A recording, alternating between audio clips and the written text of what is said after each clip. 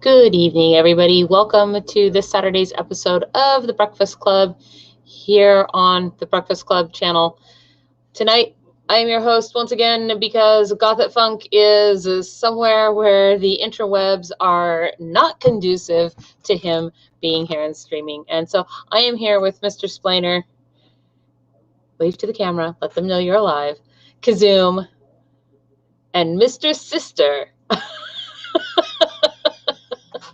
So we only had one quasi topic on our agenda for tonight, so I guess that we're free to talk about whatever you guys want to talk about. If you don't want to talk about the quasi topic, I guess I should first also say, please hit the like and subscribe. Yay! We would love it if you did that because that would be amazing of you. So, and look at my pretty overlays. Yay! Okay. Is that a pastel leaf behind me? Where? Right there. Oh yeah, I made the background kind of a embossed looking leafy thing. It's hey, hello, for Jonah, good to see you out there. Yay, hi. I don't know, it was that or just a plain black screen, and the magical fairy side of me kicked in, and now you have.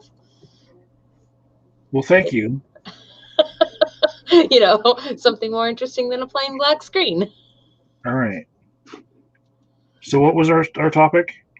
Well, the topic that I asked about right before we went live, oh, hey, CRB Vegas, was digital blackface. So I guess if you guys want to start there, since somebody had to explain it to me, maybe somebody mansplain it to me again, because I actually didn't know what it was. So I can assume that maybe somebody else in the world also doesn't know what it is and might be helpful. Okay. So you understand what blackface is? Yes, it originated in vaudevillian theater, didn't it? Okay. But you understand why somebody doing it today might be canceled? Yes, of course. Because it's offensive. Yes, it's offensive. Okay. Like sock monkeys are offensive. I hate sock monkeys. I find them offensive. I think they're making. So imagine somebody is replying to you on Facebook in your threads, and they very often use a caricature of an emotion, and the person doing it for them is a person who's African American, who just so happens to be very expressive, and they keep choosing expressive black people over and over again when they're replying to you, and you start to wonder, why do they keep on choosing these people to express their emotions in emojis? Even though they're not black? No, the people in their emojis, because they're so expressive and they have this, emotion that they want to get across, and they keep picking them, that would be a form of digital blackface, where you keep on using offensive, to an offensive level, people's expressions. Well, when you say expressions, do you mean facial expressions or verbal, like expletive expressions? Both. I don't understand. Mostly facial expressions, but if you were to see a picture of Oprah clapping yes like this, and you wonder, like, why couldn't they choose anybody else but Oprah applauding?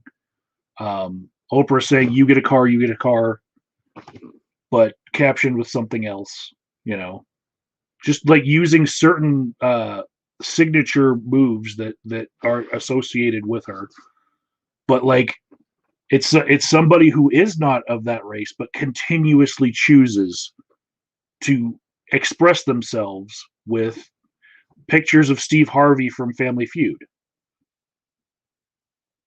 Well, for instance, there's an article that the headline is "Organization says sharing Oprah interview memes is digital blackface." Yeah. So, like, if she had a certain expression that happened during the show, and it's just like she's rolling her eyes like that, and then you keep on using it. The problem I see with that, it's like saying that certain expressions only belong to certain races.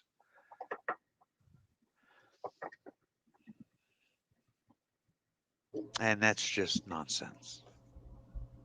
I guess I feel like it's tantamount to saying that you shouldn't even be posting anything that isn't strictly within whatever your outward appearing genetic makeup seems to be, which is kind of ridiculous if you ask me.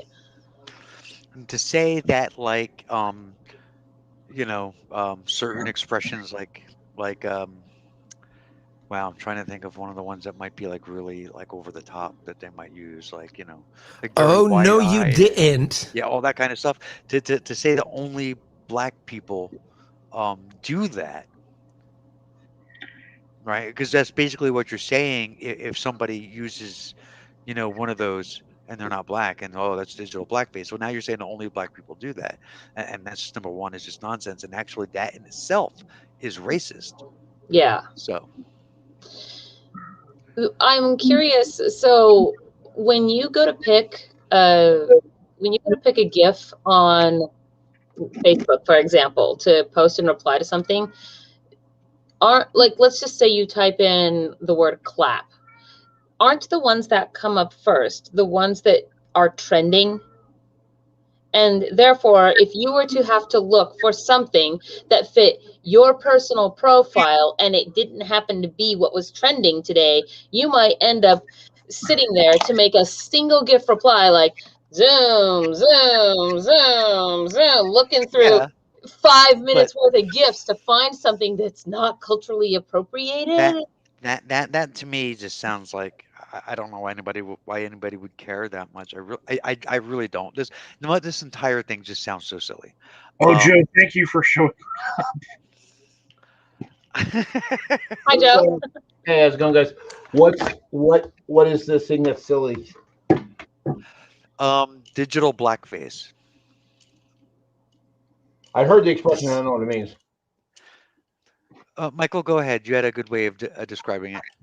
So yeah, if somebody keeps on choosing some exaggerated gestures that are all from people from a different race when they're replying in emoji form on your Facebook thread, then you start to wonder, like, why do they keep on choosing certain caricature motions from certain races? Okay. The reason why I guess it's a thing in the news right now is because people are taking certain clips of the interview that Oprah did with Prince Harry and Meghan Markle, and so they're taking certain like facial expressions she made and just like using them as memes, and somebody got angry about it. They're taking the facial expressions that Meghan Markle made. No, that Oprah made. Oprah made. Well, that interview, I'm pissed off at a lot of people right now because of that fucking interview. People that are like, well, she's rich, she's got her 9-room house, so racism doesn't exist for her. It's the biggest fucking pile of horseshit that I've ever heard, and anyone who says that to me is getting a punch in the fucking throat. Because we talked about this before. The guy from Treme, a famous actor, rich guy, goes to buy a watch, gets arrested for using his own fucking credit card because the fucking piece of shit behind the counter couldn't believe that a black man could afford a $1,400 fucking watch. I'm tired of I'm not rich or anything, but I'm comfortable, and I get fucking followed in stores all the time. I've mentioned before on Facebook, I almost got pulled over by a cop while I was test driving a fucking car. I wasn't speeding, I wasn't doing anything wrong. Fucking, it's astounding. I've been, a store. I think I mentioned this before too. I went in, I bought $300 worth of stuff. I left, came back to the store later, was going to buy another $400 worth of stuff. This fucking sales guy's following me around the goddamn store like I'm a fucking thief. So don't give me this bullshit. Oh, well, she's rich. Fuck you if you think she's not facing racism. Fuck you in your asshole with a fucking huge fucking piece of lumber. Go to fucking hell. I read my riot act earlier tonight about it. You know, and a gay dude too, you know, and someone who should know better because, you know, rich gay people still can get beat up by fucking, you know, gay bashers. And then I really gave it to one of his friends who was just being fucking racist. I don't even want to say the fucking word what I want to say, but it's so fucking ridiculous. And this is part of the problem. And what bothers me the most is that a lot of this is coming out of the left, the supposed woke fucking people. You know? It's fucking crazy. And that's part of the problem because we only recognize the guy shouting the N-word as the racist, but there's so much more to it than that. Well, my problem with the woke people in this situation is if I'm willing to use a picture of a black person to express how I'm feeling, and they're making a gesture, right? That is a world better than some of my family members who I don't talk to anymore, who I can't imagine ever using a picture of a black person to express themselves with. It would be like, oh, hell no, that's not me. And they would never use it. And so for me, it's like my comfort that I have with just choosing anybody who's got a really silly face for me to express myself with, I think is a good thing. Because I know people who would never use a picture of a black person ever. So I like, find that shocking. Like, you know, what? there's the one where people will post on a thread where there's like a lot of drama with Michael Jackson eating the popcorn. Yeah. And there's another one. What's it? Kevin Hart, is that his name? Oh yeah, the comedian. The short little, yeah, I can't stand him. But anyway, there's a one of him where he's just like, you know, staring like in shock and blinking every now and then. Yeah. And the meme where the guy is like, you know, they can't fire you if you already quit, kind of a thing. Yeah.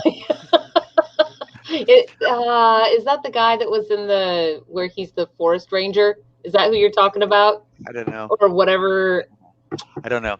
But you know, it's like all of those things. If the argument is that using those kinds of gifts, of using those kinds of memes is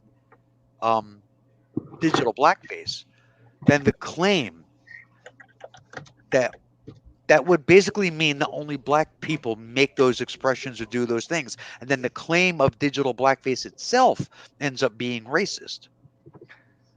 Well, because it doesn't make any sense. We're all human beings. We have the same expressions. And certain movie stars and comedians and celebrities will do some that are exaggerated for the purpose of them being exaggerated, so they're noticed. And if they end up getting used as memes and stuff, how is that blackface? Yeah, it's silly. Yeah, I mean, the thing is, I tend to agree. I think part of the issue is that, particularly when you mentioned like the Kevin Hart one and stuff like that, white eyeballs, when you're making your eyes look big, really stand out when the skin around it is dark. So it kind of actually makes it look more exaggerated than it really would be if somebody else did it. I'm not too worried about that. I mean, I'll say I don't think it's impossible that there are some uses that I would find troubling and probably have in the past, but I wouldn't make it as a blanket thing. I don't think it's always wrong. Like usually the one with the guy pointing to his head like, hey, thinking about that, and actually I was watching a video on YouTube about a lot of famous memes and where they came from, and they actually caught up with that dude and where it came from, and it was kind of interesting. But yeah, I mean, I would say to say it's always wrong would be wrong, and to say that it's never wrong would be inaccurate. Yeah, I can definitely see it. I mean, just as much as it could mean nothing, it could also be being used in an obviously racist manner. I'm sure there's a way to apply it in a with racist intent, but I guess that overall, it's like it wouldn't. It's sort of how, you know, when they say you hear customer service calls where the person on the other end immediately, you know, will ask, like, am I talking to a black person? Because they can tell by the way they talk, right? To call attention to this by saying, oh, these expressions are black expressions, I agree with Rob. I think it actually has the opposite effect of singling them out and making them racist, identifiably racist, instead of just making them somebody's expression. Right. Like there's yes, some people, there's always going to be somebody. There's always going to be somebody who are using them in a way that is race. Yes, of course. That's like Rule 35 of the internet, right? If it exists, there's porn of it. It's the same kind of a thing. Anything that's out there that can be used or twisted in a racist way can and will be. That's just people. I mean, that's just, Yeah. there's shitheads out there. It's just the way it is. Yeah. The first I've heard of digital blackface was years ago, and there were a certain set of just the standard memes that had black kids in them, and one of them was "I fucking love coloring." It was just this kid that was just like really pushing down with his pencil, and just his expression was like, I love this. But Is also, that racist somehow? I just looked at it. It wasn't that the picture was racist. The captions started getting there.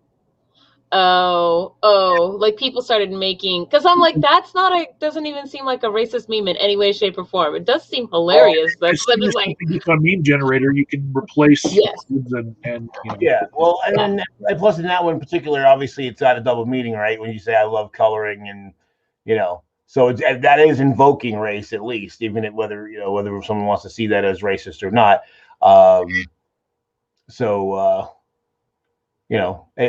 That one is a little fraught with danger. It's fraught with sister danger. The second one was "Bitch Please," and it was a young black girl just with this look of like, "What are you trying to pull?" And it was often coupled with a picture of Hillary Clinton. Now, the original picture didn't have Hillary Clinton in it, but the little girl was always captioned "Bitch Please" with everything. I mean, that one, I think I actually have less problem with it with the black girl, because while that expression has infiltrated the rest of American culture, it definitely originated with black women. So is everybody okay if I change the topic and bring something up from the chat? Is everybody okay with that? Yeah. What do they got? Okay, so apparently this guy in the chat says that Inmendham is dead. That Gary killed himself. I don't know. Obviously, I mean, I don't know if it's true or not. But has anybody heard of anything about it other than this guy? No, nothing yet. But Okay. I was shocked when I read it. I don't know who he is, so I don't know. Like if he's truly dead, whether it was suicide or not, Gary. I don't want to be insensitive, but it was Gary. You know, I mean, if he killed himself, then he did exactly what he basically told everyone all of his life that he would end up doing, because life has no meaning. That was his whole thing, was there is no purpose to life. There is no meaning to life. There's, he was never, ever a happy person who enjoyed his life. He just survived from day to day. I remember him for saying that the last thing he would ever want to do would be bring another life into the world. Yeah, he was an anti-natalist. Right, I was going to say he was, and that was in part of the interaction I had with him, and I basically, and I remember I commented on a couple things he posted that were about antinatalism, and then somebody messaged me privately and said, "Well, Joe, I've seen your videos. You seem like a smart guy. How come you're not an antinatalist?" I'm like, "Well, because while I agree that there's misery in life, I don't agree that it has to be only misery, and I certainly don't agree that that there's no, there's no meaning given to us, but there's no reason that you can't make one for yourself." And I said that I don't believe antinatalists actually believe, at least not as strongly as they believe, because if you really believed that there was literally no point in life was only suffering, that the happiness, whatever joy you do experience in life is so transitory and so rare that it's not worth it, you would kill yourself. I mean, Yeah, I mean, and I don't know. Obviously, none of us here know, right? I don't know if he has or not. But if he has, um, I mean, obviously, I think it's sad because Gary was brilliant. He was extremely intelligent. Or is, I don't know. I want to say was because I don't know. He is extremely intelligent. He's also kind of nuts. Um, they talk about that fine line between genius and insanity, and I think he's been tap dancing that line for years. Um, but yeah, I'm not as I'm not as ready to say that he was all that brilliant. I mean, I watched a bunch of Gary's videos, had some interactions with him. He wasn't stupid, but I had interactions with him. I was at his house. oh yeah, well, I I was mean, at his yeah, house with Zomgits. That was crazy. oh yeah, yeah. I heard some of that. And he actually loves me. He lives roughly the midpoint between you and I. Yeah. He's about equal distance from your house and mine. I got lost going to his house with Christina, right? With Zomgits. And I got lost going there, and I used Google Maps to find the place, right? And when I got there, I told him, I'm sorry, I got lost. Google Maps got me lost. And he's just like, he yelled at me. It was like the most bizarre thing. He's like, that was your first fucking mistake. You used Google Maps, you fucking idiot. I'm like, oh my God, dude, fuck you. Yeah. I'm doing you a favor. Wow.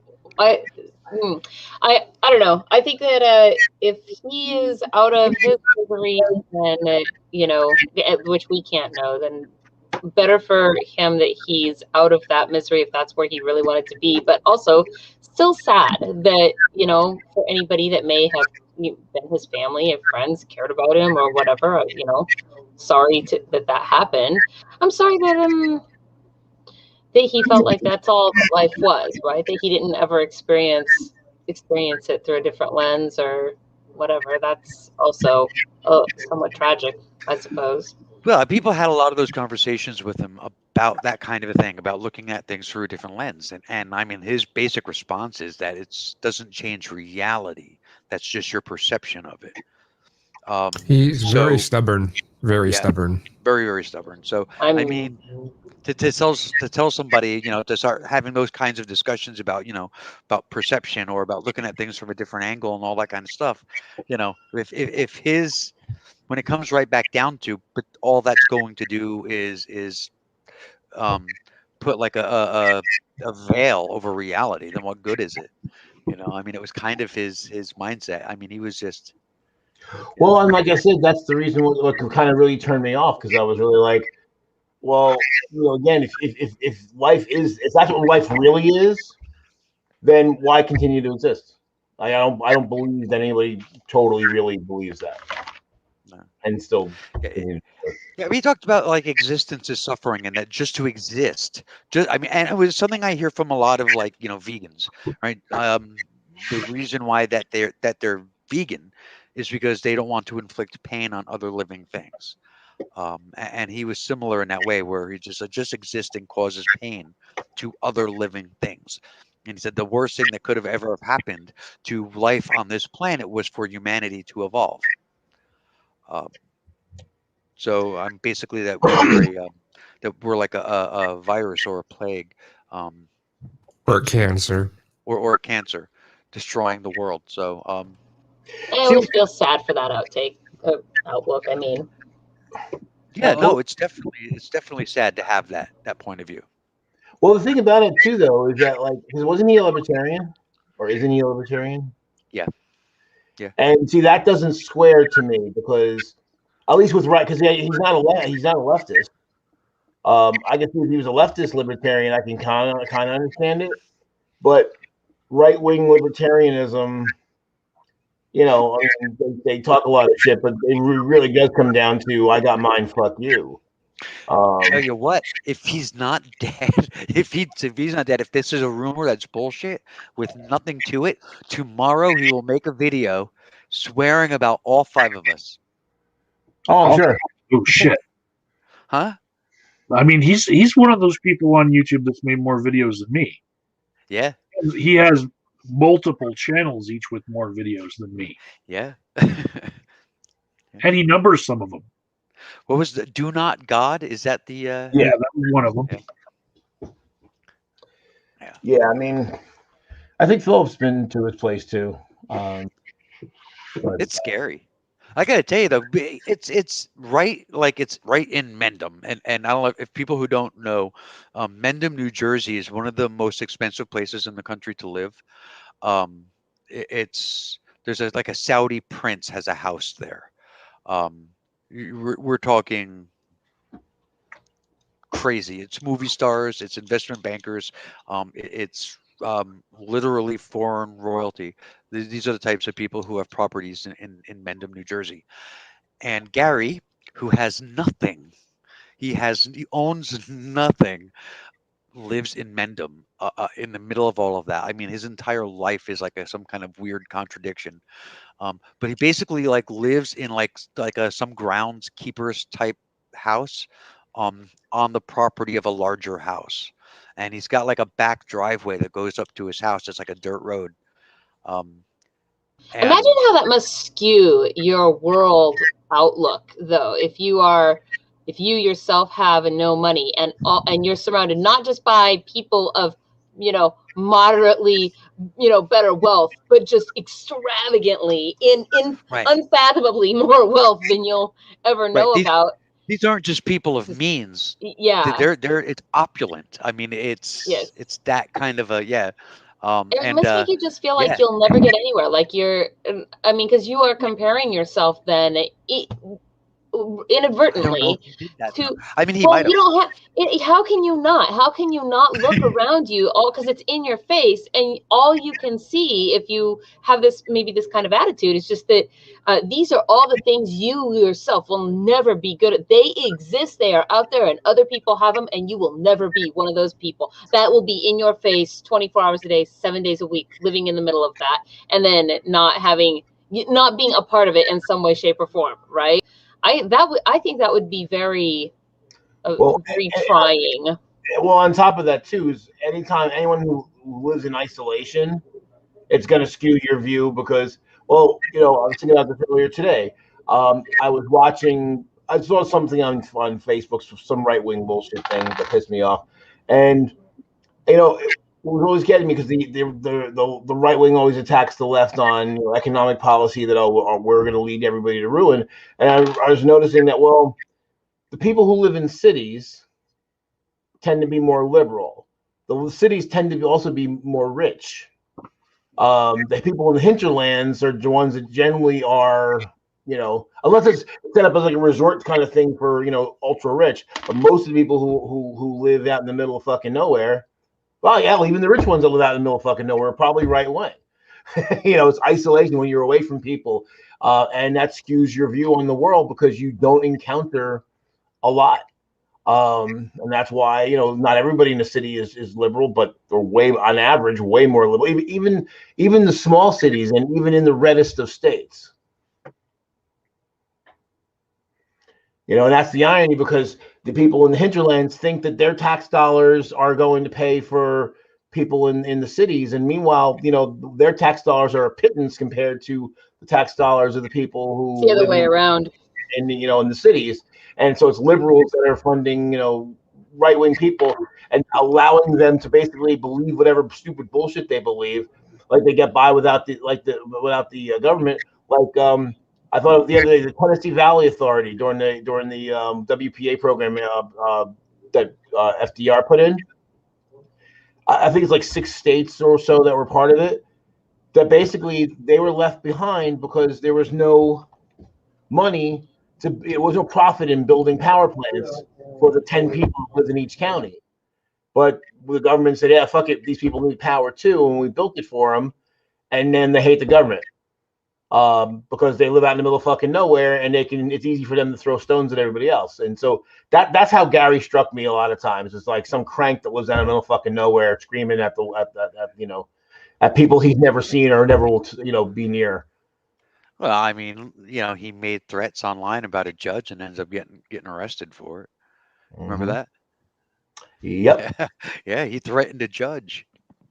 Yep. He was on the news. He was on the news here in the New York, New Jersey area several times, and it was like, I know that guy. He's nuts. Wow. Wow. Yeah. Yeah, it's crazy.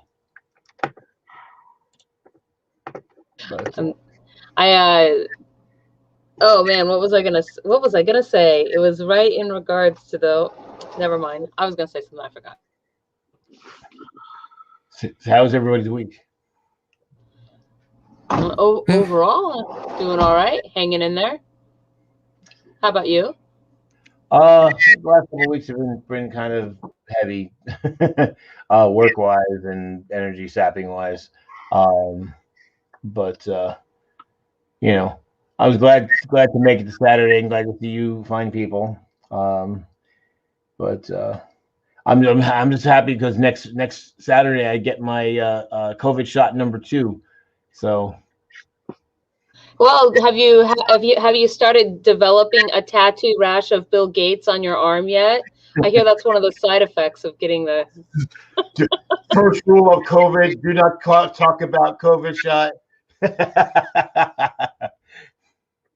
I'm actually happy because my mom is getting to go in and get hers. For whatever reason, they put her on some kind of a waiting list. I'm like, but she's an elderly person now. I mean, they told my mom asthma. They told my mom she can't get it because she has to wait like 90 days or something because she had it. She had COVID the same time my dad did.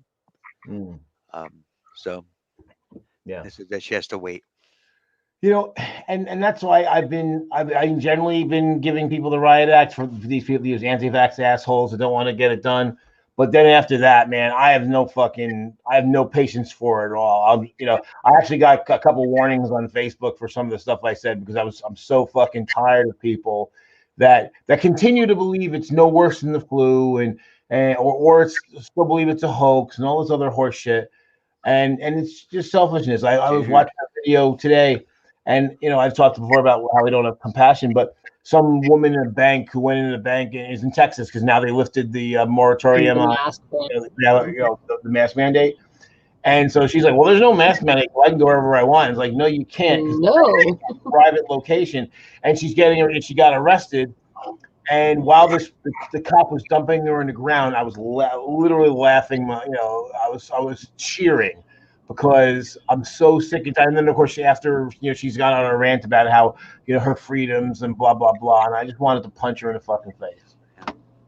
She was actually injured in that altercation, so I kind of feel bad for that. Not me. Because she ended up having to go to the hospital, so she spent her arrested time. But was it with a bullet in her? That's the real question. Right. And what's the thing? Eric Garner got choked out. And I bet you when Eric Garner got choked out, she probably was like, well, you just listen to the police and follow instructions. If you just listen to what the police, you wouldn't have got hurt. You wouldn't have got killed. So fuck her. I can tell you. Was she leave the hospital of her own recognizances or in a body bag? I'm just saying that her neck didn't break. She hit the ground. Here, put it this way, though. And this is how thick and how deep some of the brainwashing is. My own brother still believes that COVID isn't a virus, that the illness is from radiation from 5G. What?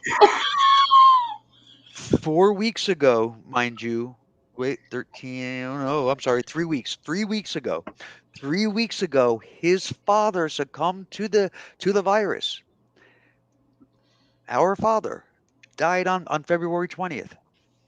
And he still believes that it's a hoax.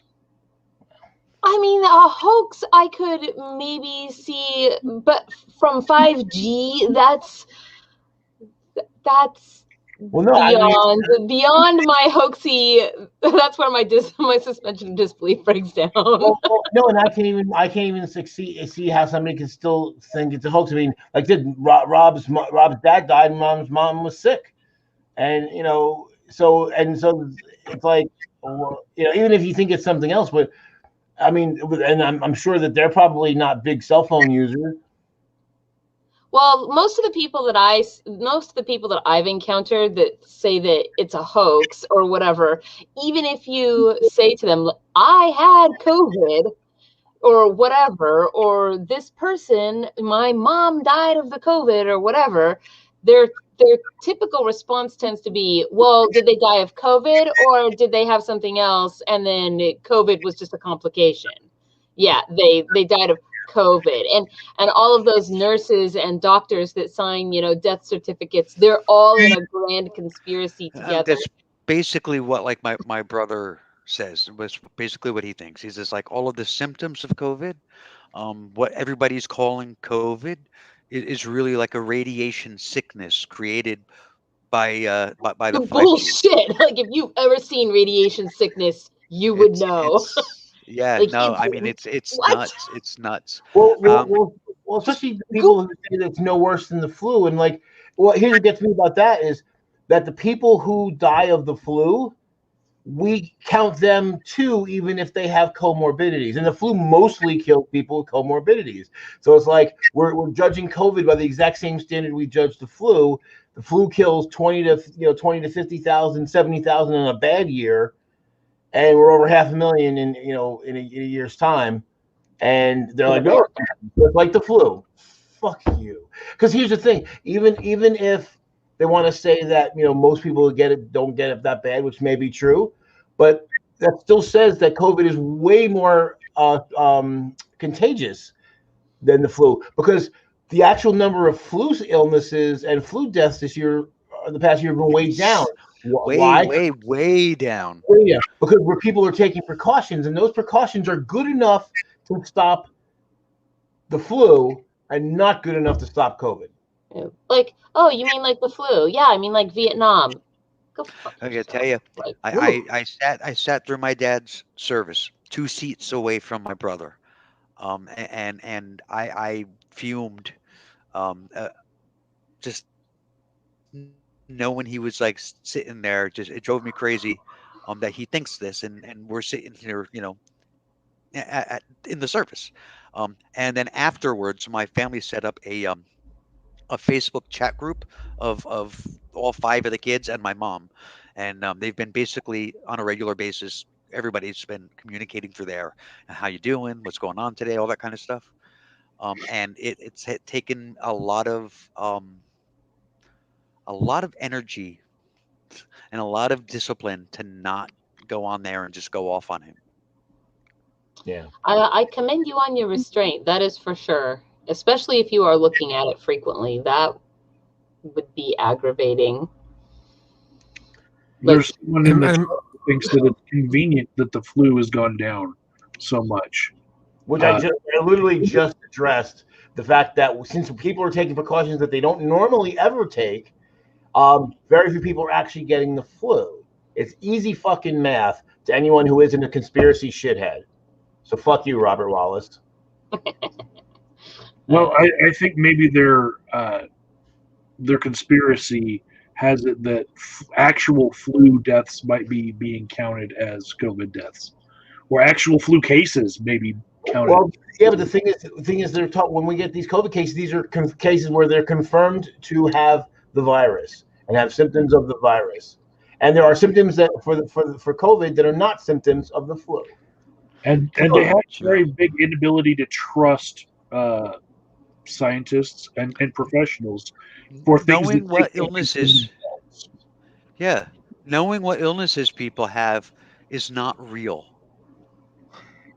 Yeah, I mean, so he doesn't trust the people who actually are paid to do the work, but he'll trust a pederast about that the other side of the political aisle is full of pederasts, and he still fucking believes that stupid bullshit. What kind of fucking moron are you, dude? You fell for a pederast telling you that other people were fucking children.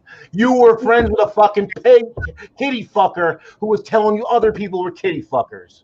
So you have zero credibility ever. Are we talking about Robert Wallace? Yes, we are. His friend, Eagle Eye 1975, his friend, who is in jail for the rest of his fucking life for raping the children in the neighborhood. Oh, well. Yeah. So Vegas, most of the reluctance to COVID measures that make sense to you were simply because people have to make a living. I know that different states and even some cities, there's different degrees of quarantine and lockdown and different rules depending on where you are. But for the most part, people are working, things are open. There are certain businesses that are kind of, restaurant business is hurting because you're only allowed to have so many people in and that kind of stuff. But I don't know of any place where it's locked down so tight that people aren't going to work. Yeah. There has been no lockdowns in the United States because the lockdown means you literally cannot go. You're barred, and you would actually facing criminal penalty simply for being out of your house or going to places that you're not allowed to go. Only time people are getting in trouble is when they violate a mask mandate, or if the case of a private business that has a policy that says you can't come in without a mask, and they think that they can go where the fuck they want. These are the same people that don't believe in COVID, but if they had actually followed the goddamn restrictions, we would be out of this. We would have been out of this months ago. So Go ahead. I tried joining you guys to do my part. Oh, here we go. There you go. Yeah. Hey, Hey, that's everybody. your card. That's your Bill Gates tattoo card. Mm-hmm. I think everyone should get one. My mother just got the Pfizer one. She just got a stab one of the Pfizer. So. Nice. Yeah. Go ahead. Oh, I was just going to say, has anyone noticed that do any of you go to right-wing websites to see what they're talking about now? Never. No. I don't have the stomach for the ones I talk to now. Well, they're getting more and more desperate. Their conspiracy theories are getting more and more desperate. It's pathetic. And something that I'm starting to find as well, though, when it comes to people on the right, is I've finally run across this wall where, when it comes to, I'm almost giving up trying to get people on the right to see some things. It's like where getting people on the right, particularly the ones that are Abrahamic religious, to understand the plights of LGBT and other minorities. They just, no matter how you explain it, no matter, I had a conversation with someone recently telling me that, it's selfish for someone to stand up for their demographic. I'm selfish. And I don't know. I've hit this wall, and I don't know what to, I just don't know what to do anymore. And I think this wall has been here the whole time. I've just finally come up to it, Yep. Yeah, sorry. I'm go. sorry. I just want to. I've been waiting to get in because I wanted to say about this whole Yeah, go ahead. cost benefit analysis. A cost benefit analysis was done, and there was the cost of keeping everything open at 100% and not doing anything to try to slow the virus. The cost of that was far too high. So yeah, there was more of a benefit to restrict certain kinds of businesses and to close certain kinds of businesses. To say that that's not true is just fucking ridiculous and completely blind to reality. Right. It isn't about virtue signaling. And I'm sorry, somebody who defends a kitty fucker really shouldn't be talking about, virtue Anything. signaling. Well, did they know that the person was the thing when they were defending them? No. Well, because I want to say I have known people in life that way down the road turns out like, oh my God, that person is in jail forever now because they had child porn. But I knew them 5 years ago. I mean, but the thing when I is, found out, I was like, ah! right. But if the person told you that other people were guilty of the thing they turned out to be guilty of themselves, would you think they really had any credibility on the subject? I would tend to think, well, maybe that guy was like, methinks thou doth protest too much, that kind of thing. Well, I just know that there were some points where I slightly, in the past, before I knew these things about Eagle Eye 1975, there were points where I had defended him a little bit, but that doesn't, I mean, right. But so I don't know what you mean. What has Robert done that's over the top in defending Eagle Eye? That's different. We made the leap from the president to Eagle Eye, but Trump was also kind Epstein. of the guy who would hang around in It's an easy leap. Miss Teen USA dressing room. Yeah, that's right. Call everybody else, satanic pederasts that he didn't like, and then look what happened. But when they say that we haven't done a cost-benefit analysis, I've done a different slant on this, and that is, had we done an actual lock the fuck down for 5 weeks, we would have controlled the virus. But we can't count on half of our country to join us in a true lockdown. So instead, we have the cost of dealing with the virus for the next decade as it's out there in the wild getting spread, and we have to get a new booster shot every fucking year. We have to deal with this cost now since we didn't all get on the same page of music. Now we have to deal with this for the rest of our lives. Yeah, the people who made it last this long are mad that it's lasted this long. Yeah, that specter of it being out there is going to affect economics forever. People are not going to want to shop as much, even if there's mask mandates or safer ways to do it. They're just going to be spooked, and they're not going to want to go out because people around them have died or gotten sick. Well, and to your point, Mike, now I was watching something recently and talked about what did China do? Because China's not in the condition we're in right now either. So everybody likes to blame China for everything that happened. Well, they actually had an actual bona fide fucking lockdown, and they quarantined everybody who was sick. They figured out who was sick. They quarantined all of them, and now they have no problem. So we're only here because, like you said, ridiculous amount of our population is selfish dickheads. And that's the irony. The right-wing mindset literally has made everything that's, in this country worse. It's made people poorer. It's made people less educated. It's made people have less critical thinking skills. It's made people sicker. Makes people work harder than they need to. And perpetuated all sorts of ridiculous myths, like people who are rich because they work hard, and people that aren't rich is because they don't work hard, and all that horse shit. Except them, of course, because they're the ones that work hard, though. And just like I wrote this morning, they illegal, the whole thing with immigration. That's another thing where they're fucking. They'll yell about the person who came across the border and maybe they're here illegally because they took their job, and say nothing about the jobs that get outsourced by the rich guys whose dicks they suck, metaphorically speaking, who outsource the jobs to other countries. And so there's guys in Lahore and the Philippines doing the jobs, but they don't complain about that shit. They vote for the guys who actually perpetrate that. So does anybody have something to say on this before I say something?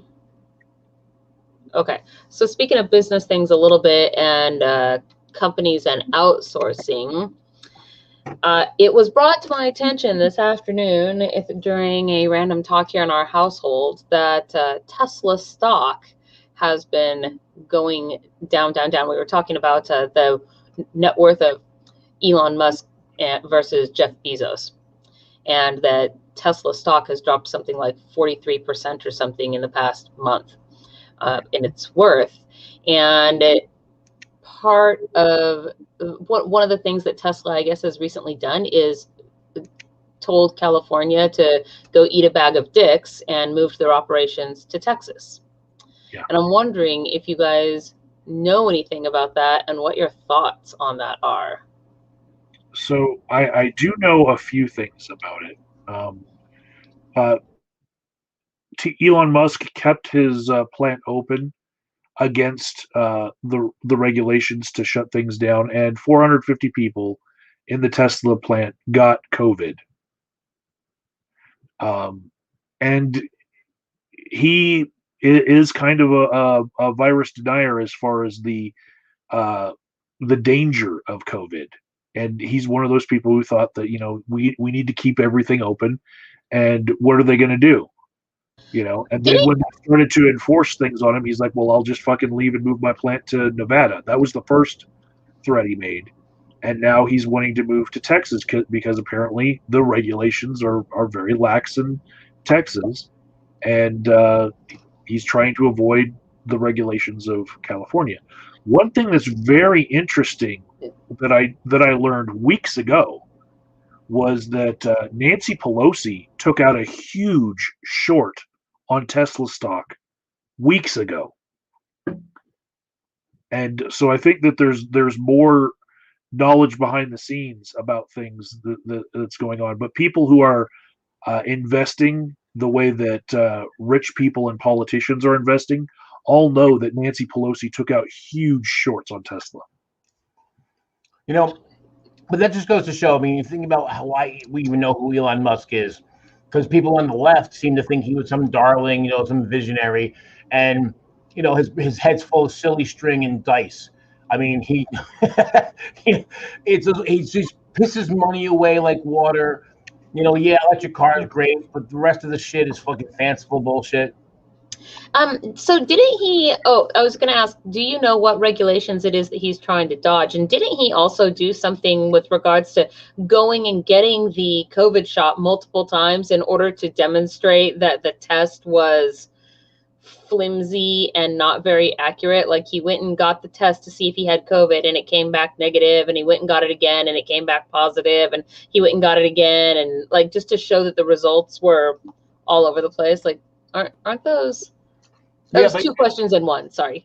But even there, that's not terribly scientific, because we know that sometimes we get false readings, and that's why people who are being treated for COVID get repeated readings, like my mom.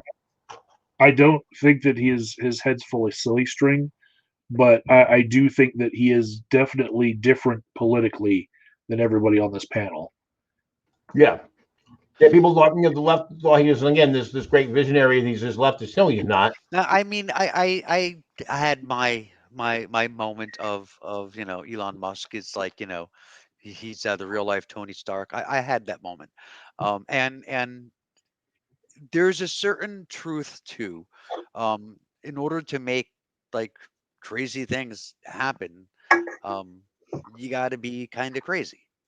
Um, and so, I mean, I don't think it's necessarily a bad thing to have a head full of silly string and dice. I mean, if you have the money to make shit happen with it, and he does. So, but just because he has that and the money to do it doesn't mean that everything he's going to do is going to be a winner, though, and it also doesn't mean that he knows a damn thing about anything that matters. So. Well, and I would say if he's anything like Tony Stark, it's pre-cave and not post-cave. I don't know if I get that joke. In the movie Iron Man, Tony Stark was taken prisoner, and he basically learned some valuable lessons in the cave they were holding him a prisoner in, and he built his first Iron Man suit inside the cave so he can escape. I don't remember that, but okay.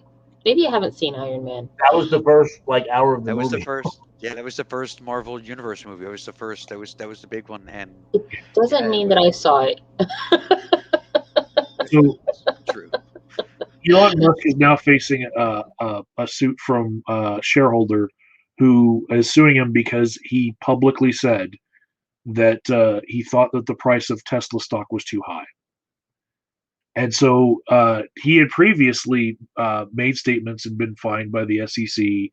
And then he made this agreement with the SEC that he would stop making those sorts of statements that would affect stock prices that he was a representative of. And he kind of broke the agreement, basically. And some of his tweets kind of look like there is a lawyer looking over what he's saying, and he's like right on the edge of stepping over the line. Like somebody was editing it, like to just keep him from taking that last step. But what he's been doing to cryptocurrency these days has been, if cryptocurrency was considered a stock, it'd be criminal what he's been doing. But he's, again, just like he's trying to push the envelope of like, what are you allowed to say? And so every time he tweets about Dogecoin, it goes up like half a cent. And it was between 5 and 6 cents today. But he's created these huge rallies in coins. So then he goes and buys Bitcoin, doesn't tell anybody about it until after he's done it, and he files this SEC filing. And as soon as people learn that he bought $1.5 billion worth of Bitcoin, then the price of Bitcoin starts shooting up, right? He bought in at like $33,000 per Bitcoin, and today it hit 62. He's almost doubled his money. He's not an idiot, And meanwhile, he tweets things about Dogecoin, which he doesn't have his holdings in because he has his holdings in Bitcoin. But he keeps on tweeting, basically to like masturbate himself because he's just playing with the power that he has. Yeah, his tweets. Well, and also, I mean, as far as making his own stock tank, there are sinister reasons you could have to do that. If you hold a stock, large number of stock, and obviously I'm sure he's got tons of Tesla stock. So you sell what are called covered calls. A covered call gives somebody the right to buy your stock at a given price. So if they say the stock's 50 and you say, okay, I'm gonna give you the right to buy the stock at 50 or 60 or what some price, and you get money. Now you're hoping the price of stock doesn't go up because you can keep doing that every period. It's usually monthly. But whatever the term of that option is, you can keep doing that, and it's a revenue. Calls and puts I thought were a weekly thing. Well, there's new series to come out every week, but there are longer term calls and puts, so you can get some that are months long and all that. But you can basically, but certainly for someone like him, is probably selling weekly ones, so he's just getting this revenue stream. So if the stock keeps going up, he's in danger of his stock getting that call getting exercised and him losing the stock. So he doesn't want that. He wants that revenue stream to click. Because at the end of the day, he can get that stock back up to where it is now. But he just wants to clear his clever calls. If he's got. How can that not be illegal? How can that not be illegal?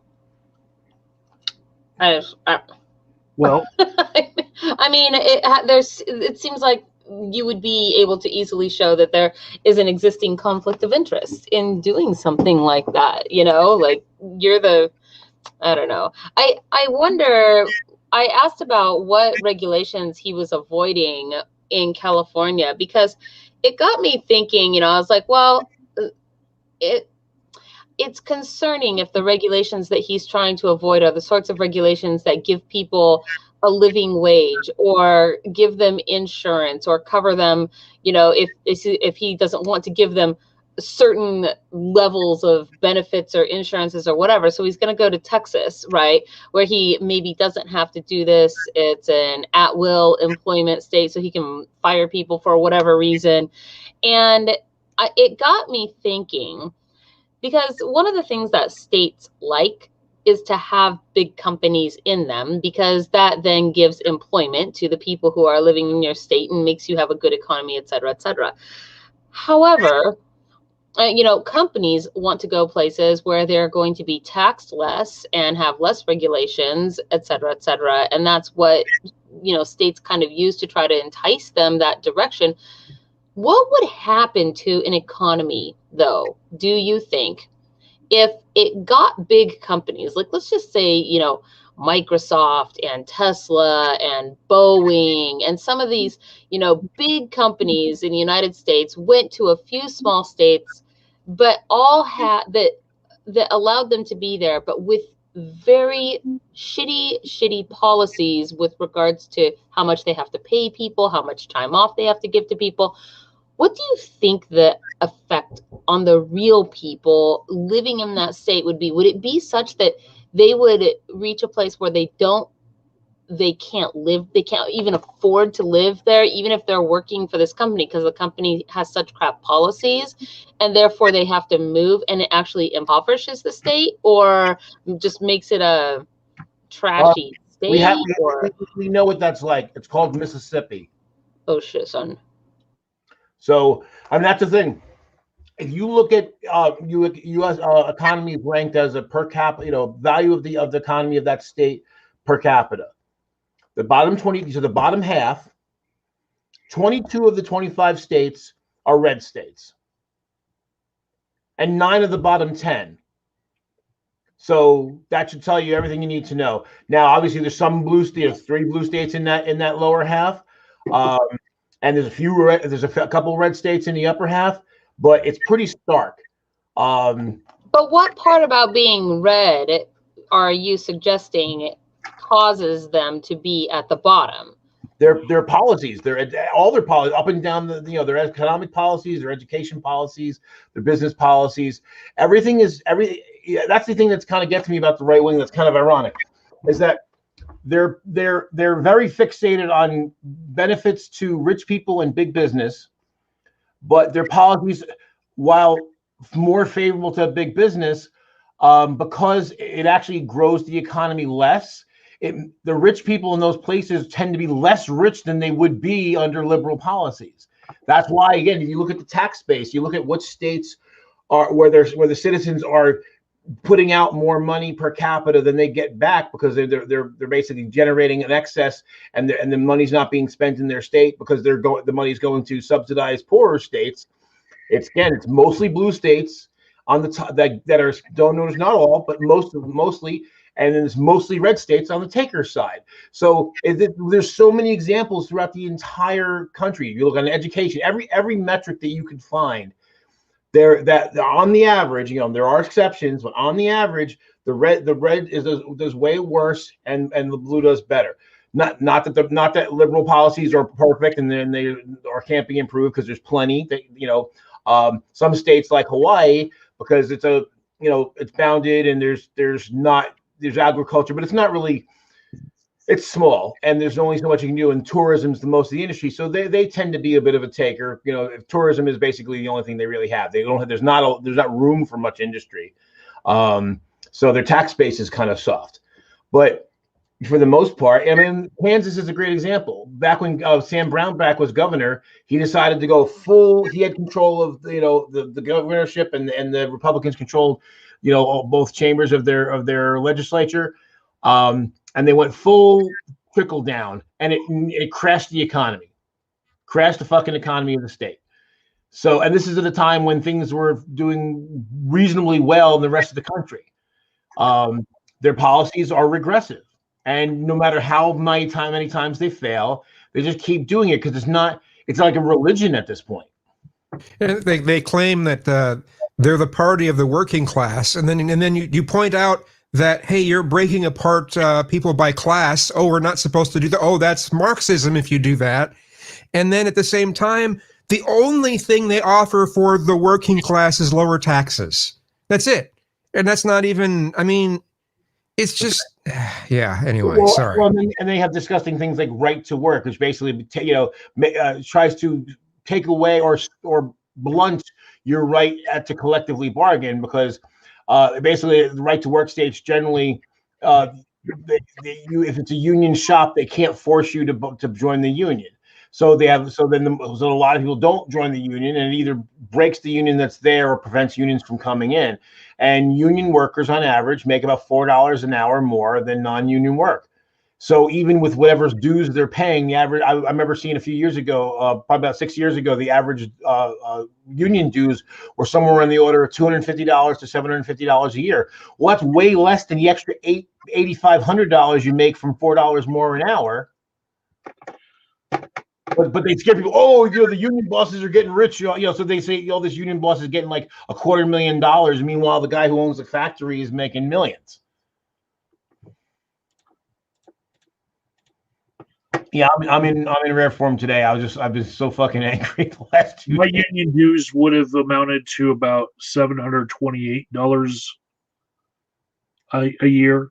Yeah, that's in yeah, on a job that if I was employed the whole year, but I would work for different contractors. But if I was employed the entire year without a break, just 40-hour work week, I would have been making 60 grand. Mm. So 728 of that would have gone to union dues. 10 cents out of every hour would have been the political fund, mostly paying people to picket. Right. People who were laid off, they would then be paid to picket. Right. And yeah, $728 is a little bit more than 1%. It's like 1.3% of your income. It's nothing. In a union, you don't have the option to not be in the union if the company you work for is unionized, right? You automatically, like an HOA, they're like, oh, you live in our neighborhood, you are paying us money. Unless you're in a right to work state. A right to work state. And then you can choose to be in the union? Right. You can choose to be or not be in the union. So what it does is that it softens the membership of the union and takes away a lot of their bargaining power. Whereas if you had to be in the union, then you're all together. You're all in it together. I don't know how I feel about. I mean, I get the point of how it softens bargaining power of unions, but I also don't know that I very much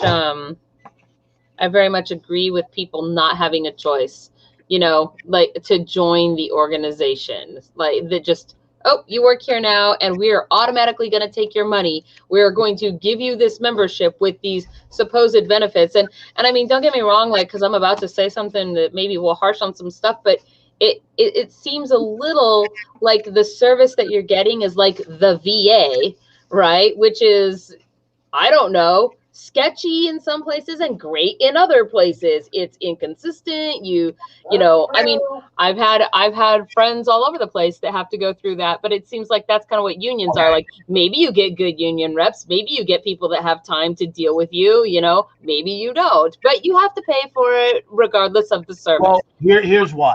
Because it's just like everyone having to pay taxes. You all have to. We talked about this before. How everyone has to pay the school taxes, even if you don't have a kid in the school, you still benefit. And in the case of a union, it's even more. So if you're in a workforce and there's a union there, then you're going to be, generally speaking, you're going to be getting a benefit for what the union negotiates, whether you're part of the union or not.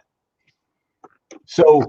Yeah, you should. If you're going to get benefits, this is why I hate and despise anarcho-libertarians, because basically they want all the benefits from society, but they don't want any of the obligations. Well, fuck that.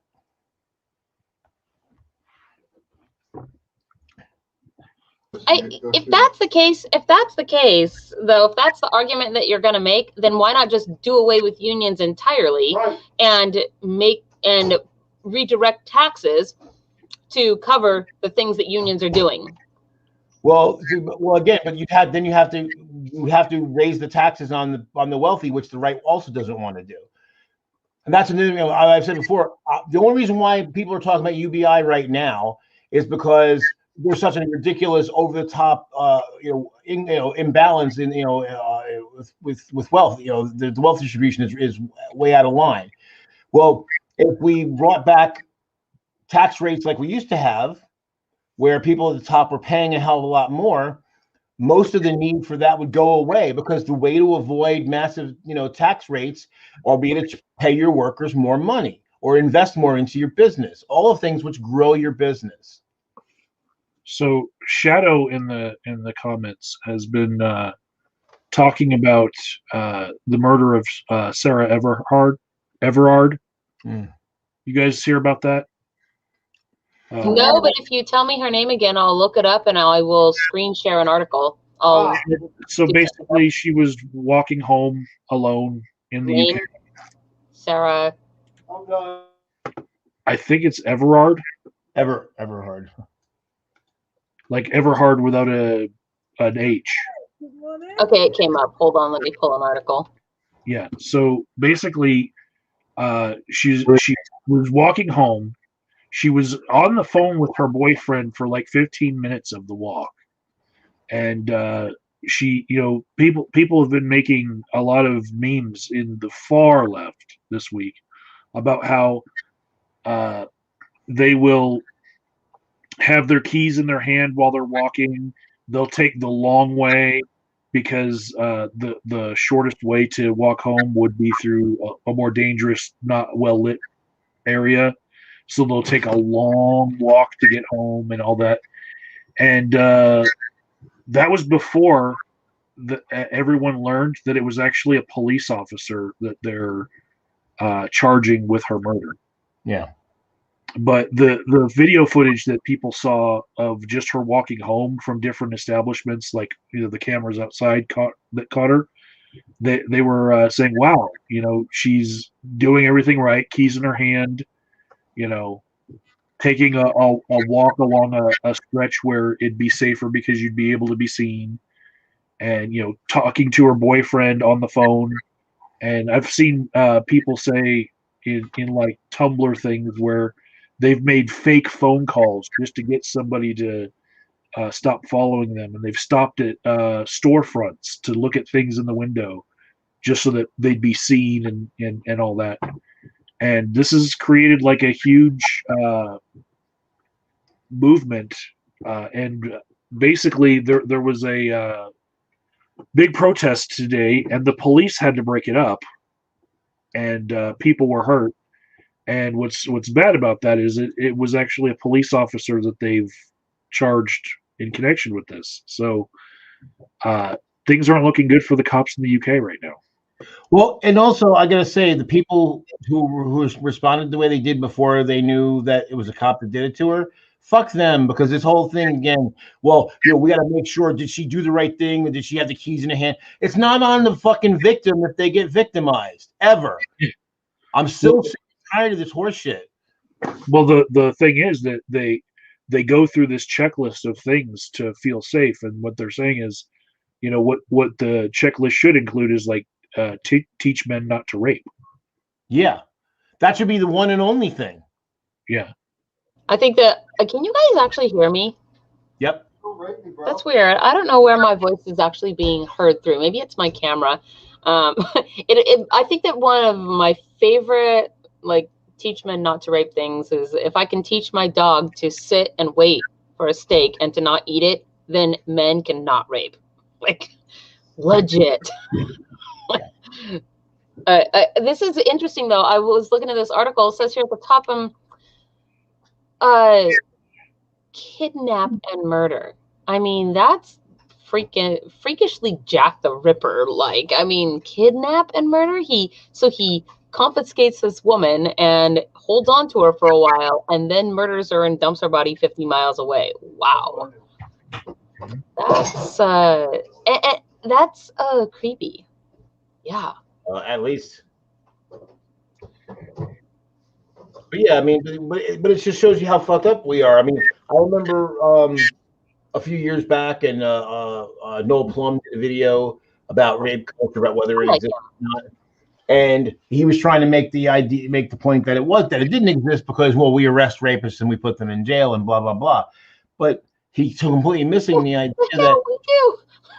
Well, right, but that doesn't mean that there's not a rape culture, because basically, when a victim gets victimized, and then we're looking at her like, well, did she do all the right things to prevent her rape? that's completely so wrong-headed, and that's basically saying that there is some set of circumstances, like just say she didn't do any of those things, or then there are people who would go, well, what did she expect? Which is like, yeah, I expect not to get fucking raped, because you're not supposed to rape people. It's funny. I made a comment on a friend's Facebook today with regards to this. I'm like, one of the things about the whole rape culture that the right is often on about, right, is the guilty until proven innocent. Do not listen and believe, right, because people are innocent until proven guilty, right? And one of the places that comes from is what is it, Blackstone's rule. I don't remember. I think it's Blackstone, which is, it's better to have one guilty man go free or 10 guilty men go free than one innocent be murdered or imprisoned or whatever. And I thought, why don't we have that same attitude with poor people? Right? Why don't we have the attitude that it's better for 10 people to game the system than for one person to die of hunger? Amen. Because they're super into that philosophy when it comes to, I don't know, raping, right? We should let them criminals go if we can't absolutely prove it, beyond a shadow of a doubt. But goddamn, if a poor person might game the welfare system or something. Whew. I think we just saw an example of that with certain places that ran out of power, and their grocery stores start trashing all the food that would spoil because of their own regulations. And people are like, wait a second, that's just been off the refrigerator for like an hour. Let me go get that steak, Yeah. And so they had to put police to guard the dumpsters that people would have raided for that food. And I'm like, if you want to get it out of the dumpster, you probably need it. And I don't think we should put police to guard trash. Well, it's like every time you hear these stories where a kid went to go get his school lunch and didn't have any money, or they're in arrears or whatever, and they literally throw the food out in front of the kid because they didn't have their $2, whatever the fuck it costs, because they subsidized, so they wouldn't be paying full price in any case. And I'm like, just fucking feed the kid. So now they owe $2 more. Who cares? It's $2. And as far as the waste and the fraud that they think exists, tons of studies on this. Typically, it's about 3%, which is, again, nothing compared to how many people actually need it. And you wonder how many people who need it and don't get it. John Oliver did a great thing about unemployment last weekend. And again, where, there are other people who get over on the system, but they're a tiny fraction of the whole pie. And there's a lot of people who deserve benefits who don't get them because we have these draconian bullshit rules that are literally designed to keep people who need the help from getting it. Again, right-wing thinking. It's very Calvinist. If you're not the favorite of God, then bad things will happen to you. So we don't need to help you because you're not favored. You're one of the bad people. You're not one of the elect. So fuck you. So I grew up in a place that was fairly right-wing, and until it became politicized, they were actually doing the right thing in letting kids who were hungry just put it on their charge it to their account. They would keep a book of what kids owed what, and the PTA would actually just have a fundraiser and pay off all the kids' accounts who owed money for school lunches. And this happened regularly. And there might have been a few kids that gamed the system, but who fucking cares? One PTA fundraiser for one day would feed all the kids. And this went on for my whole childhood, that I knew that any kid that charged more than $20 to hit his account, he's probably not going to be paying the account. It'll be the PTA that does it because they just stepped in. And that's part of their whole ethos is community groups will step in to do the right thing. And they did do it until it all got politicized. And they figured out that they could make it a left-right thing. And then all of a sudden, PTA disappears. You know. Well, what kind of scumbags are they then? It's like, well, I mean, really. Well, I don't even understand why the meal isn't covered anyway. I mean, you think about it. You pay property taxes. In some places, you pay school tax on top of that, which that's how it is in my town. So you pay your property tax and then you pay a school tax. So again, I don't know exactly. I know it's subsidized. I know the kids pay very little. The per day cost they're paying somewhere between $2 and $5, whatever. Even at $5, you're in school 180 days. So that's $800 a year per child. Just there is a pay bracket where kids can pay nothing for their school lunches, and our schools through the pandemic, even over the summer, for normal summers, they stay open with the cafeteria and just make kids lunches and don't even question it. But here, what I'm getting at though is, okay, so if they need to collect a little bit more money to do it, well, then just raise the taxes a little bit and then just subsidize all of it. I mean, because it's the same thing. That's what pisses me off about the right wing. It's like, oh, taxes. Well, what's the difference whether you take it out of my paycheck a little bit at a time, or you charge me when I show up? And the main difference is that when you take it on taxes, because the tax system is designed, at least it's supposed to tax the people who earn more money more. So then then it's done that way. But basically, they have this weird system where we have this hole where you don't make enough. You don't make enough money to get by, but you make too much to get the benefits, and that's just fucking dumb. I mean, we instead of carving all these little bullshit things out, like I said, raise the taxes a tiny bit. It wouldn't take that much, and just have everybody's meal paid for. And then you don't have the stigma. I remember as a kid, we had like lunch tickets. The kids that got the free lunches, so you had to go and stand there in front of everybody and use your fucking ticket and pay for your meal. And it was humiliating for the kids that had to do it. I wasn't one of them, but I saw them and I could see it on their face. It's ridiculous. I mean, in my town, when I was growing up, they had the tickets, and you would get them at the beginning of the week. What was that? A million years ago. Yeah, you would get the tickets, and they would give them out at the beginning of the week in front of everybody, so everybody knew you had them. Then when you paid, you used the ticket, and it was like, again, it's humiliating because everybody in the line could see it. What they decided to do recently was they said they were going to, make it better by getting rid of those tickets, that whole system. And their solution actually made it 1,000,000 times worse.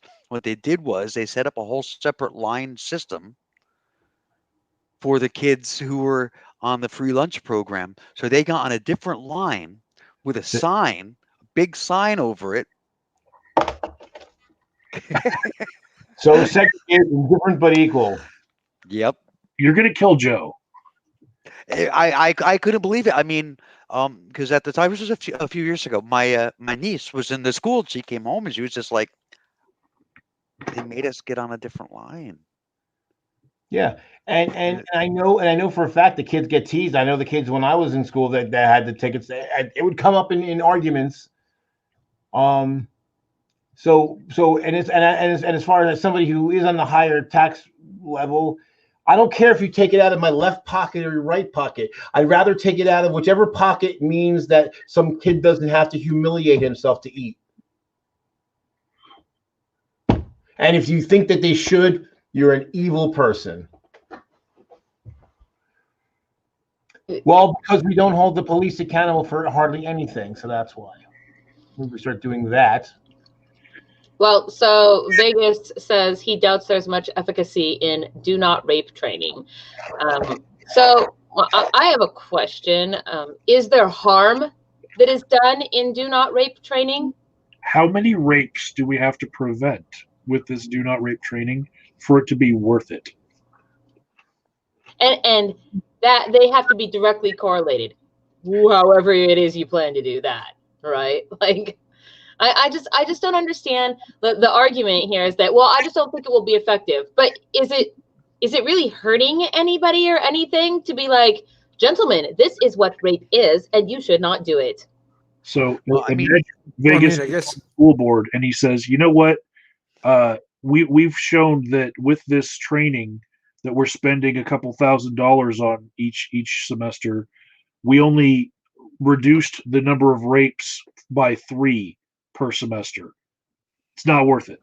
Well, I hope one of them was your daughter. Like, then we'll see whether or not you think it was worth it. Sorry, go ahead, Kazum. All I was going to say is it would just all depend on how they go about saying the message.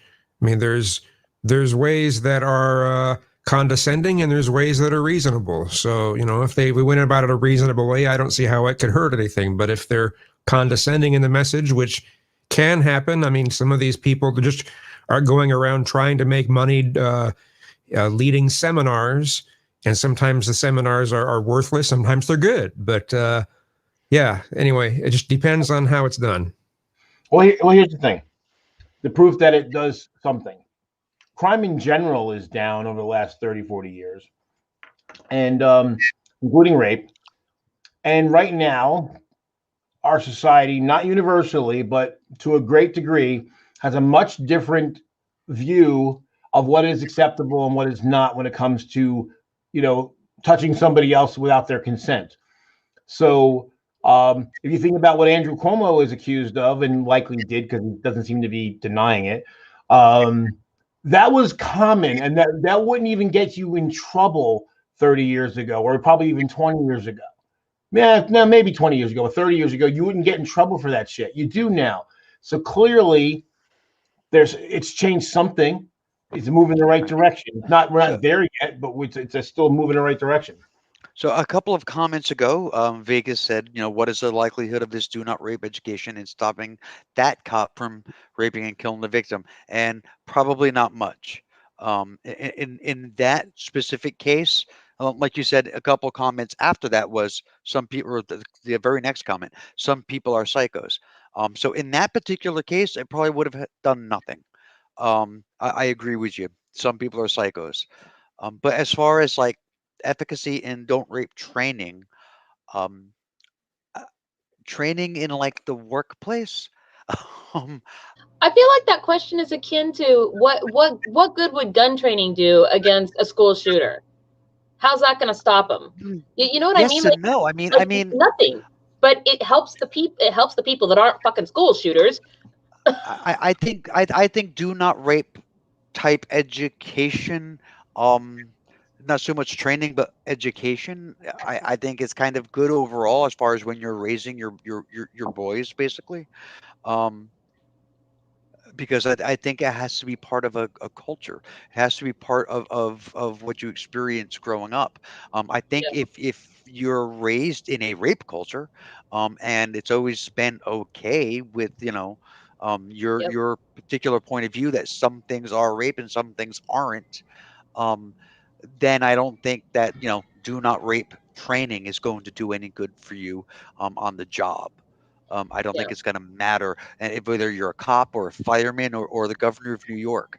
I don't think it matters. I think you're going to do what you're going to do because you have a built-in sense of entitlement. But as far Yeah. as like, you know, training as far as education, if it starts young, I think would make a massive difference.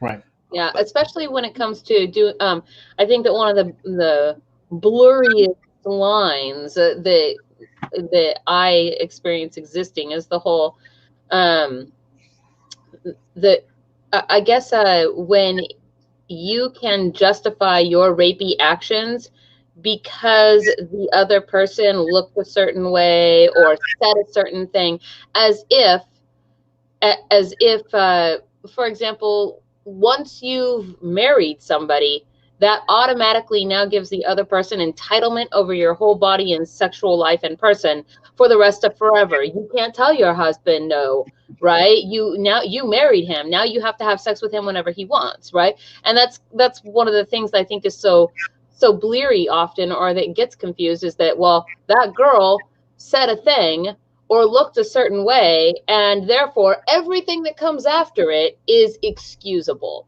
right? You tied the knot. Therefore, all the types of sex and anything that might come with that after you get married to somebody is excusable, right? I can say no at any point in time. I think that it's very important also for girls to learn that they can do that. You can say no at any point in time in that process. I don't care if he penetrated you 3 times and you decided it was terrible and you want him out and off of you. You can say no then, and he should get out and off of you, kind of a thing, right? Well, Yeah, so that's also, and also, right wingers believe in rape training too, because they're the ones that post these memes that said, "Well, if you touch my daughter, I'm going to shoot you," or jokes about how they're going to be cleaning their gun when their wife, their girlfriend's, their daughter's boyfriend comes over. That's a form of rape, anti-rape training too. I don't know if it's the most effective one, but it does exist. It is. So whether it's an academic setting or you making veiled threats at potential suitors, it's still anti-rape training. So if you're okay with those memes, then you should I be actually okay. disagree with that. I Yeah. actually. Well, yes, because they're sexist. But that's not the point. The point is that the people Well, pretending that they're not, that we don't need the classes or they're not effective, have their own form of doing it. I guess that I perceive I'm a shoot you if you come and harm my daughter as being complicit in the system that makes the rapey possible and okay to begin with. Why would you otherwise be worried that a man is going to come and do that to your daughter if that isn't something that maybe you yourself have done, have considered doing, have grown up in an environment where you were surrounded by other guys that had that attitude? You didn't say anything. You didn't even speak up. Like, that's what that is. You're worried about it because you know how all the other dudes were raised and you have done nothing to that's it. You don't take it upon yourself to change that. You just take it upon yourself to threaten somebody if they come after what's yours, and that in and of itself is troublesome. Oh, big time, big time. But yeah, that's my own thing. I remember I've seen memes basically telling men that. But yeah, I would say raise if you're raising boys, raise your boys to not be the boys you're afraid of that you would threaten. It's interesting because wasn't it Brian last week or the week before brought up, it kind of ties into, I thought, a subject he brought up, which was having to do with superstars like Britney Spears continuing to be under the control of her stepdad and all of the money that she makes under the control of her stepdad, et cetera, et cetera. It kind of ties into that whole the women's is your property. Do you guys know what I'm talking about? Yes, no, kind of. I'm getting blank stares, so I'm like, the okay, I'll Britney, the drop it. Britney. Wait, what? The comment or the Britney thing in Well, general? well, I mean, the Britney thing in general, I think most of us know about because I am a free Britney advocate. Um, but children are the responsibility of their parents until they're 18 years old, meaning that their parents have some parental rights over their kids that they solely get to determine. For example, if you're 15 years old and you decide that you're going to have sex with a boy, your parents can sue him for having basically raped you or having had sex with you against your will, regardless of what your daughter did. And this can significantly, say, screw over that boy, even if the both of you were 15 years old and deciding we were just going to go do the sexy time thing. What do you think about parents having this type of ownership over their children?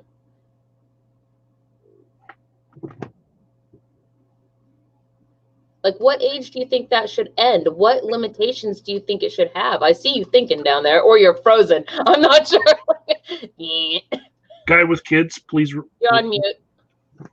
I'm thinking there's a thing called Romeo and Juliet laws that actually do protect minors who decide to get it on.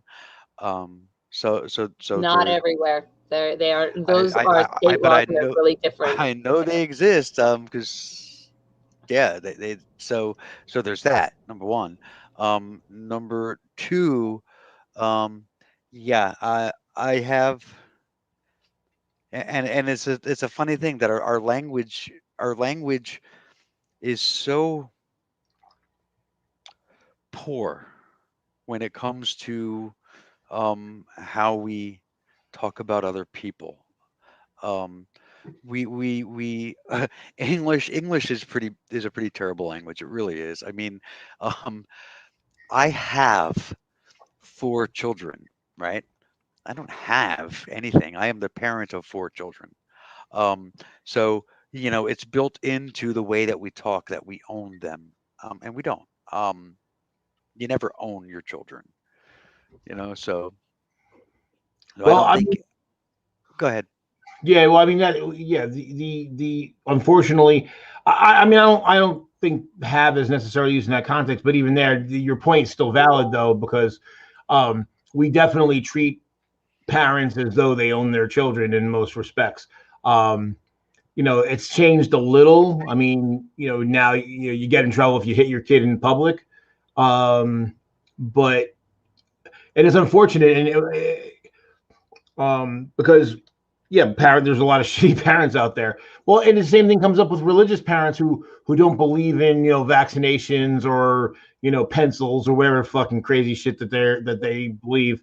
And they, well, my kids, I don't want my kid to be exposed to this thing, and they either take them out of school or to get them, want to have some wacky exceptions to the rules for them because I don't want them to learn the science that would make my religion be, point out that my religion is obviously bullshit.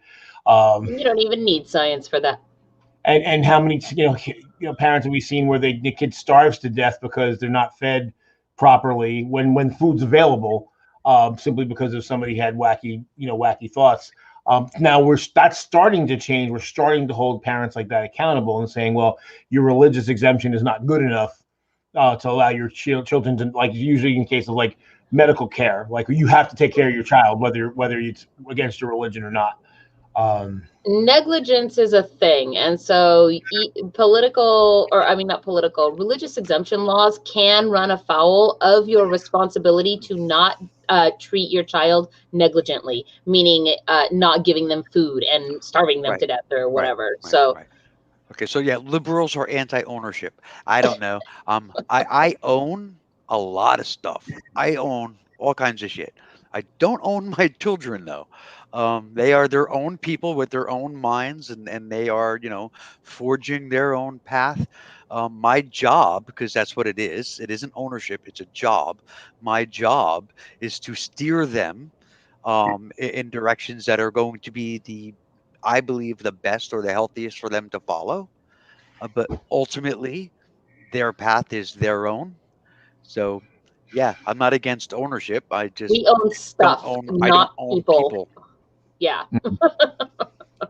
Yeah, well, we know right wingers are really angry about being made not to own people. And it usually is paired with religious beliefs that back that same shit up. That's right. Oh, Bugsy, my ex-boyfriend is Puerto Rican. I was with him for 9 years, Puerto Rican, and he always said, I have whatever his age was, right? I have 32 years, and I always thought that was funny. But yeah, that's a Spanish thing. It's like saying I am called. So you don't say I am, you say, in Spanish anyway. I am called Amy or whatever your name is. So. And they never like got a haircut. They took a haircut. I always thought that was pretty good too. I went today and I took a haircut. Where'd you take it to? The zoo? And then we've got, take a piss or,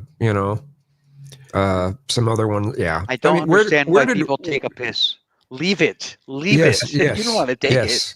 George Carlin had a whole big riff about that. You don't take a shit. If anything, you leave a shit.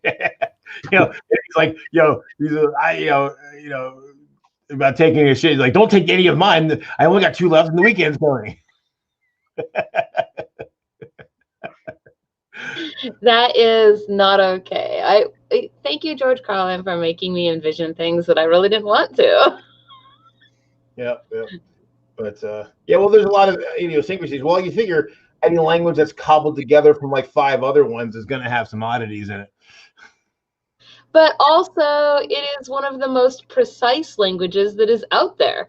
English is. So how we use it is probably terrible, but its ability to be incredibly exact is superior to a great number of other languages that are out Right, there. but sometimes you have to dance around to get to the accuracy, though. Like not every there's not like a direct way to say everything.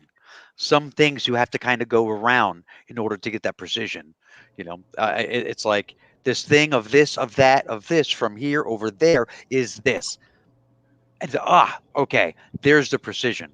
But in some languages, for certain things, you can go directly there. Yeah, I mean, yeah, I think I think probably the biggest thing that we're lacking is the Germans have a word Backpfeifengesicht, which basically means a face that you just want to slap or punch. I was going to say it sounds like a fighting word. Yeah, because Gesicht is. I love you. Sounds like a fighting word in German. Backpfeifen is a cheek whistle, so basically it's because of the sound it makes when you slap somebody in the cheek. Whistle face. So it means and so I always said Ted Cruz is the greatest Backpfeifengesicht ever because you just see the guy, you just want to fucking haul off and wail on him. Oh man, don't do that. That's illegal. It's true. You just want it. But I mean, English language is also like one of the fastest, or maybe the fastest growing language on the planet. It grows like immensely. It's got a flexibility that other languages don't have. Yeah. Well, you figure the vocabulary, I'm almost positive it has more words than any other language. It's running around 600,000 words. English? Oh, we're talking about French. English. Yeah. And French isn't dead, but it's a dying language. It stopped growing a number of years ago. Any new words that exist in French are actually English words that they've taken. Spanish takes new words too that are English. I don't know if Spanish is growing or not though. But French has stopped growing. It's and German's taking a lot of English words too, which is ironic since English is at its base a Germanic language. But they call the English in German, they call it Dinglish, because Deutsch in English, Dinglish. And so it's funny listening to my German friends, and they'll be rattling off in German, and then pop, just start expressions. And I was in a baseball league with some German guys. It was a simulation baseball league, and they were telling me about some of the words that were invented, were ported over to German. So the German apparently really did not have. The word for trade is not precisely the same as it is in English. So they imported the word trade because in baseball you trade players. So they actually made a verb out of it. So trade in is the verb to make trades in baseball. And so they're saying how this player was get traded because that's past tense, and for a while they tried calling the bases because base doesn't have the same, they're thinking like a military base. So that the language is not flexible enough to use it, and then they tried calling it Kissen, which is pillow, but that was stupid. So now they just call it. So they started calling it bases too.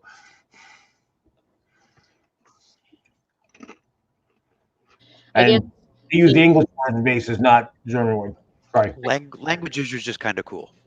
I think that when you were saying, you have to describe all these things and all those things and all those things. I mean, basically, that's philosophy, right? So, I'm into that kind of thing. I like philosophy. I also like reading legalese as well, actually. Well, if you remember what I said last week about stand-up comedy, that while it's in other languages now, stand-up comedy as we know it is really an invention of the English-speaking world.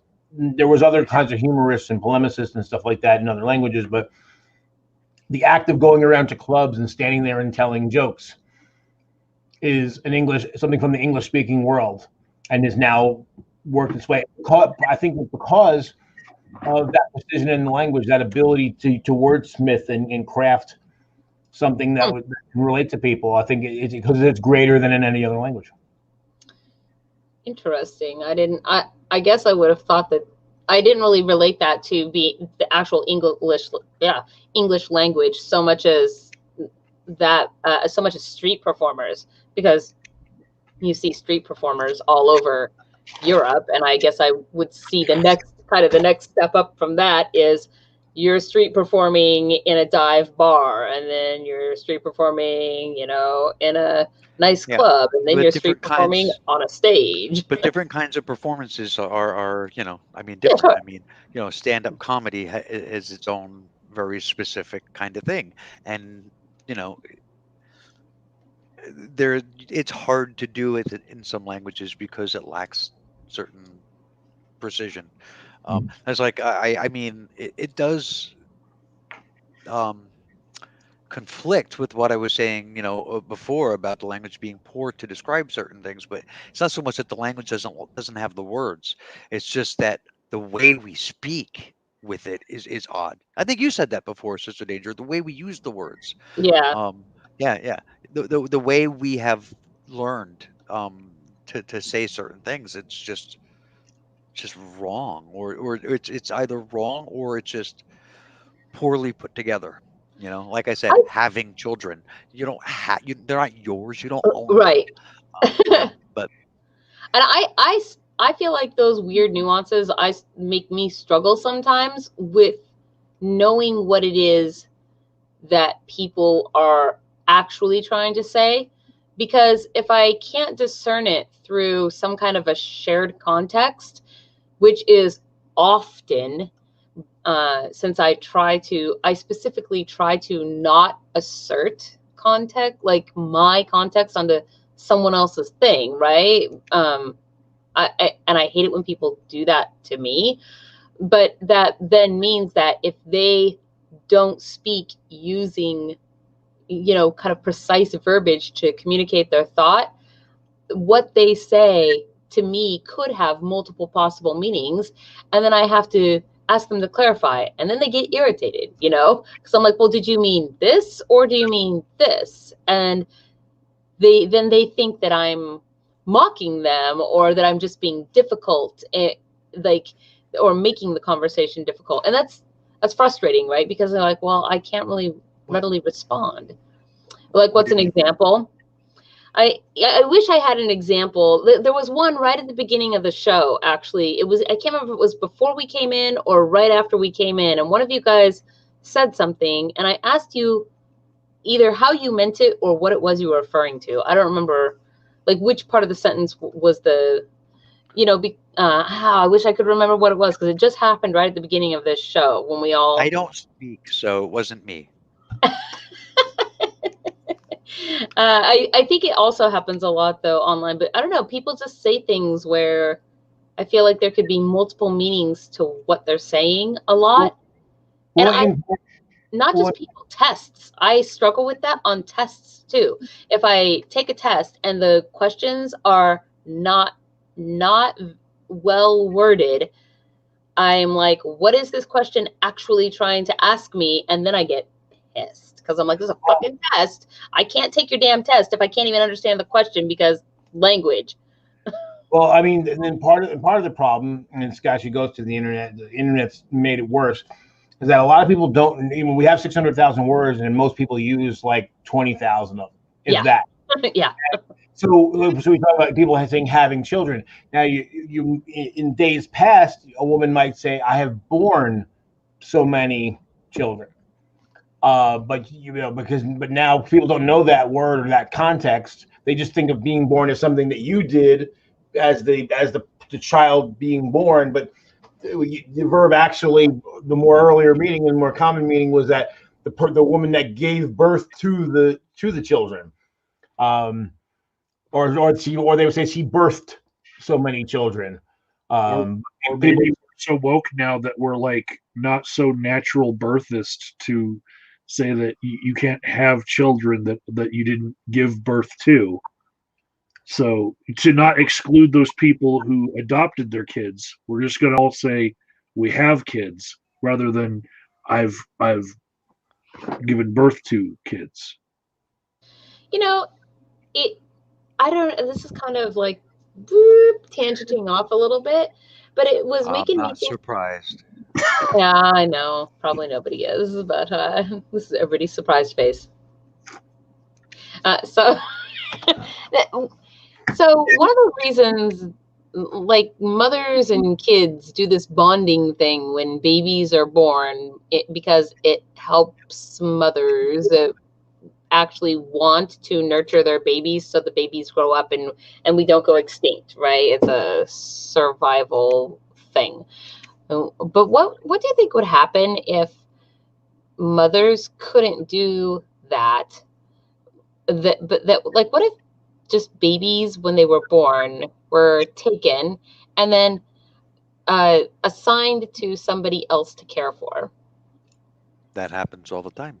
Yeah, that happens. So regardless of whether, like, doesn't matter. Like, everybody's baby is intentionally assigned to another person, with the, I guess, like, the intent in mind is that if you learn how to take care of a baby because it's a baby and another human being, you are then not taking care of it because you feel ownership over it as a part of as an extension of your own biological I don't reproductive remember. whatever's. I don't remember where it happened. I think it was in Romania.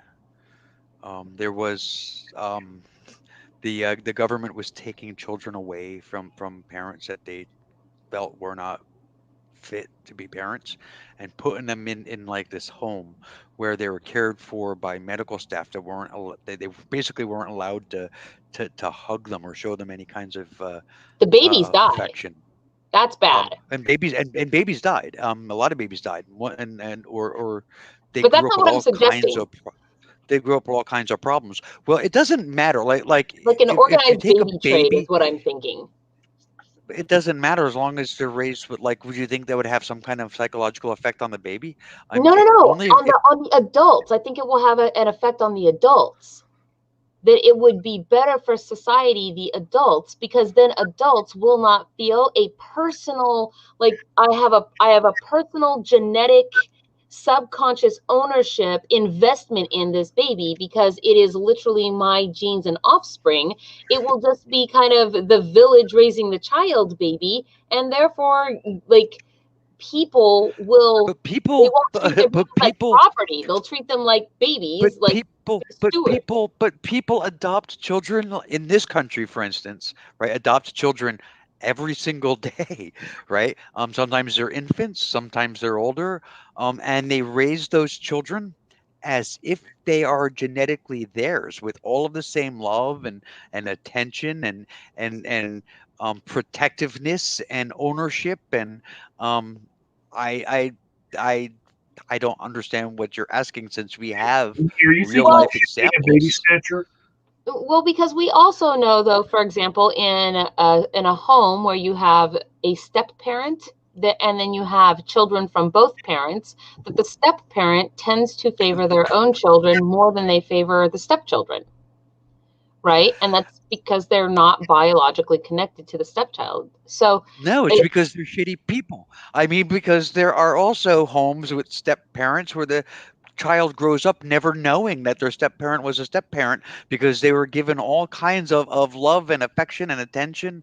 And I mean, so I mean, if you raise a child as a step parent or adopted parent, and you don't tell that kid at any point that you are a step or adoptive parent, and that kid grows up knowing that you're a step or adoptive parent because of the way you acted, you're a shitty person. um I don't, I mean, I don't, what you're asking is just it's Yeah, just so kind of weird. things we actually have evidence for already. And then, like, even as far as siblings, like I mentioned, my sister Denise, we're technically not, we're not blood related. We're not genetically related, but she's actually my closest sibling. Because I'm not saying that isn't possible. I'm just like, I feel like you guys are acting like I don't know that people adopt things, or right, that. the whole thing is that we have. Well, my thing is, it's not a hypothetical though. You can look at the evidence. So if there's any evidence to show that what you're saying is a thing, then present that. But it's not like it's not done. That's Yeah, I my. mean, there's actual data. because it's a real world thing that really happens. So there's data. Um, are there some adoptive or Okay, but step you guys aren't showing any parents? data for your counter arguments, so you can't be I'm like, not "Hey, show some data in order to put forth a thought, a thought question. Like, what do you think about Yeah, this? What And data? show me. What No, no. data? If you're What gonna data do request you data, want? then have some What data. data? no, What you data do you want? I can go get it. Okay, well then why don't we do that? We'll just take 5 minutes and all of us will go look up some data. I'm not. Or we can just But on discuss it. what? What specifically do you want? Well, I'll go I get it. guess you guys would be looking up data that No, supports but the you're the notion. one that made the assertion. No, I asked the question, different than making an assertion. But I asked but a complete no. hypothetical. You said What do you think? because you had this thought that this would be the case. Well, then present that. No, I asked a question. I asked what you thought. Do you think these things would happen? What do you think would happen? Do you think this? Those were questions. They weren't rhetorical. but the scenario that you're laying out is something that happens every single day. Right. You're laying out. No, You're we laying out don't. this scenario. We do not live in a world where every single person has their baby taken away from them and is given a different baby, and their baby is going to someone else. But We don't live in that world. that's science fiction nonsense. You want to talk about science fiction? We could talk about Star Trek. Where do you think problems like this or experiments like this? Where do you think they come from? People Out of your head. It came out of your head because I mean there are 7 billion people on the planet. what? Okay, and we're gonna take away all of their babies and give them to other people. I mean, this is nonsense. It's nonsense. I didn't say like we're not taking it away and just doing away with it. We're giving them a baby, just not their biological baby. And we're putting For what purpose? Kazoom, you missed a lot, but basically, we're reporting Amy to the FBI because she's a possible child snatcher. I'm not Yes. understanding the purpose. I Why- hide them under my steampunk bustle skirt, right? I need that's no. why I I need an thought answer. that I Is this need, like some baby an answer. equalization thing or what? I need an answer to this, Sister Danger. Why would any civilization on our planet decide to institute this policy of baby switching?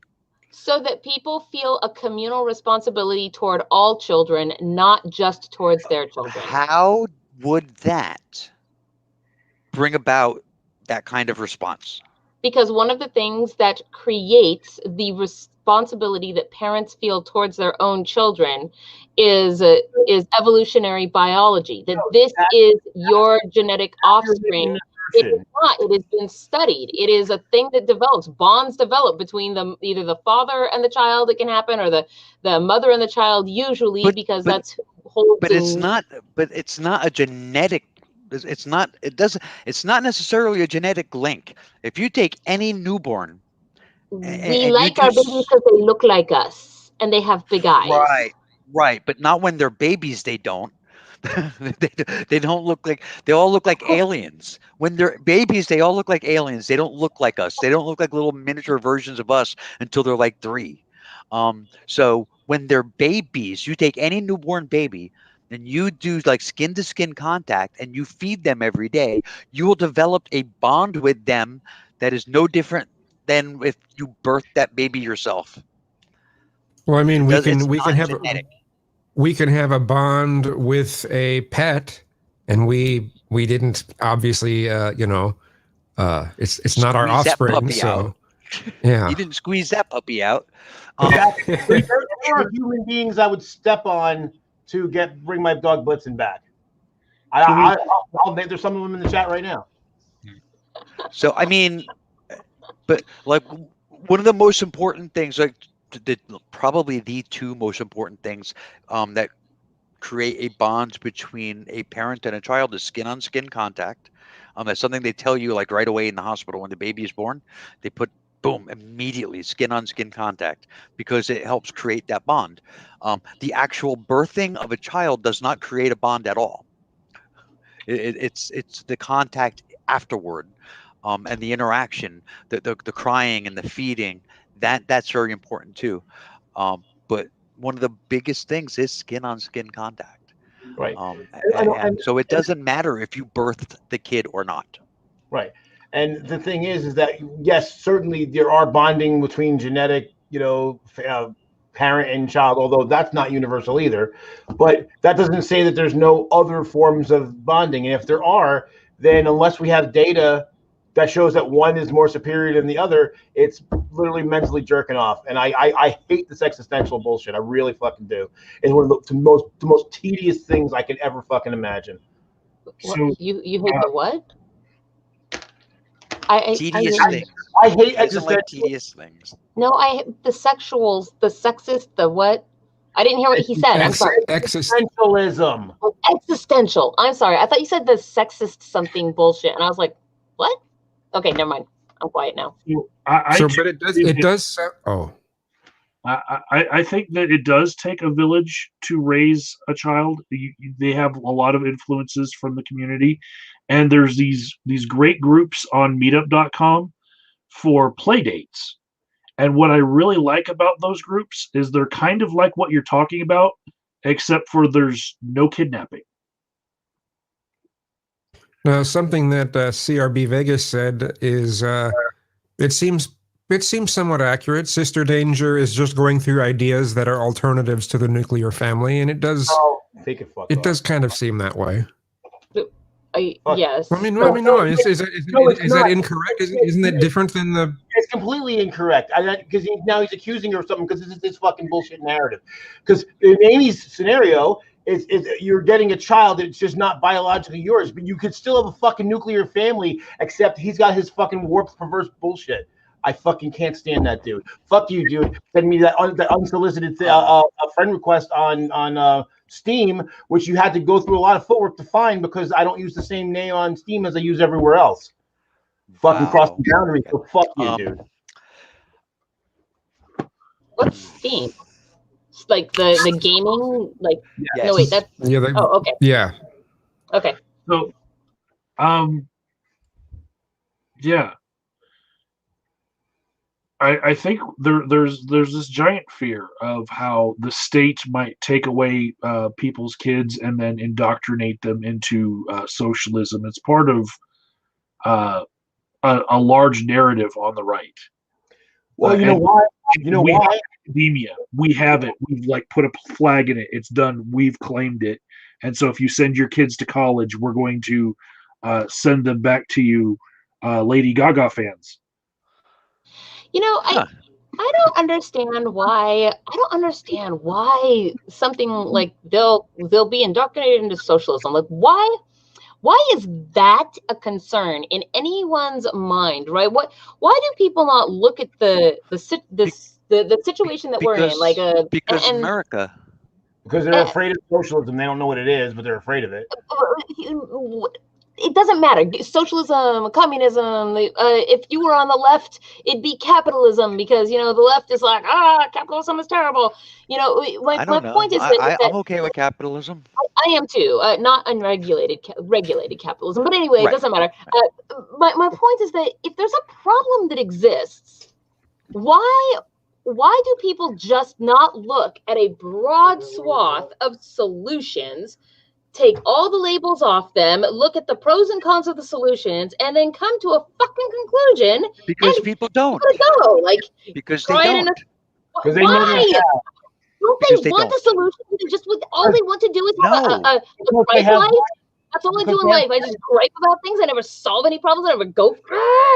That would take work. Because they have biases and they're lazy. That's why. But they're such hard workers. That's why other people don't deserve welfare. Well,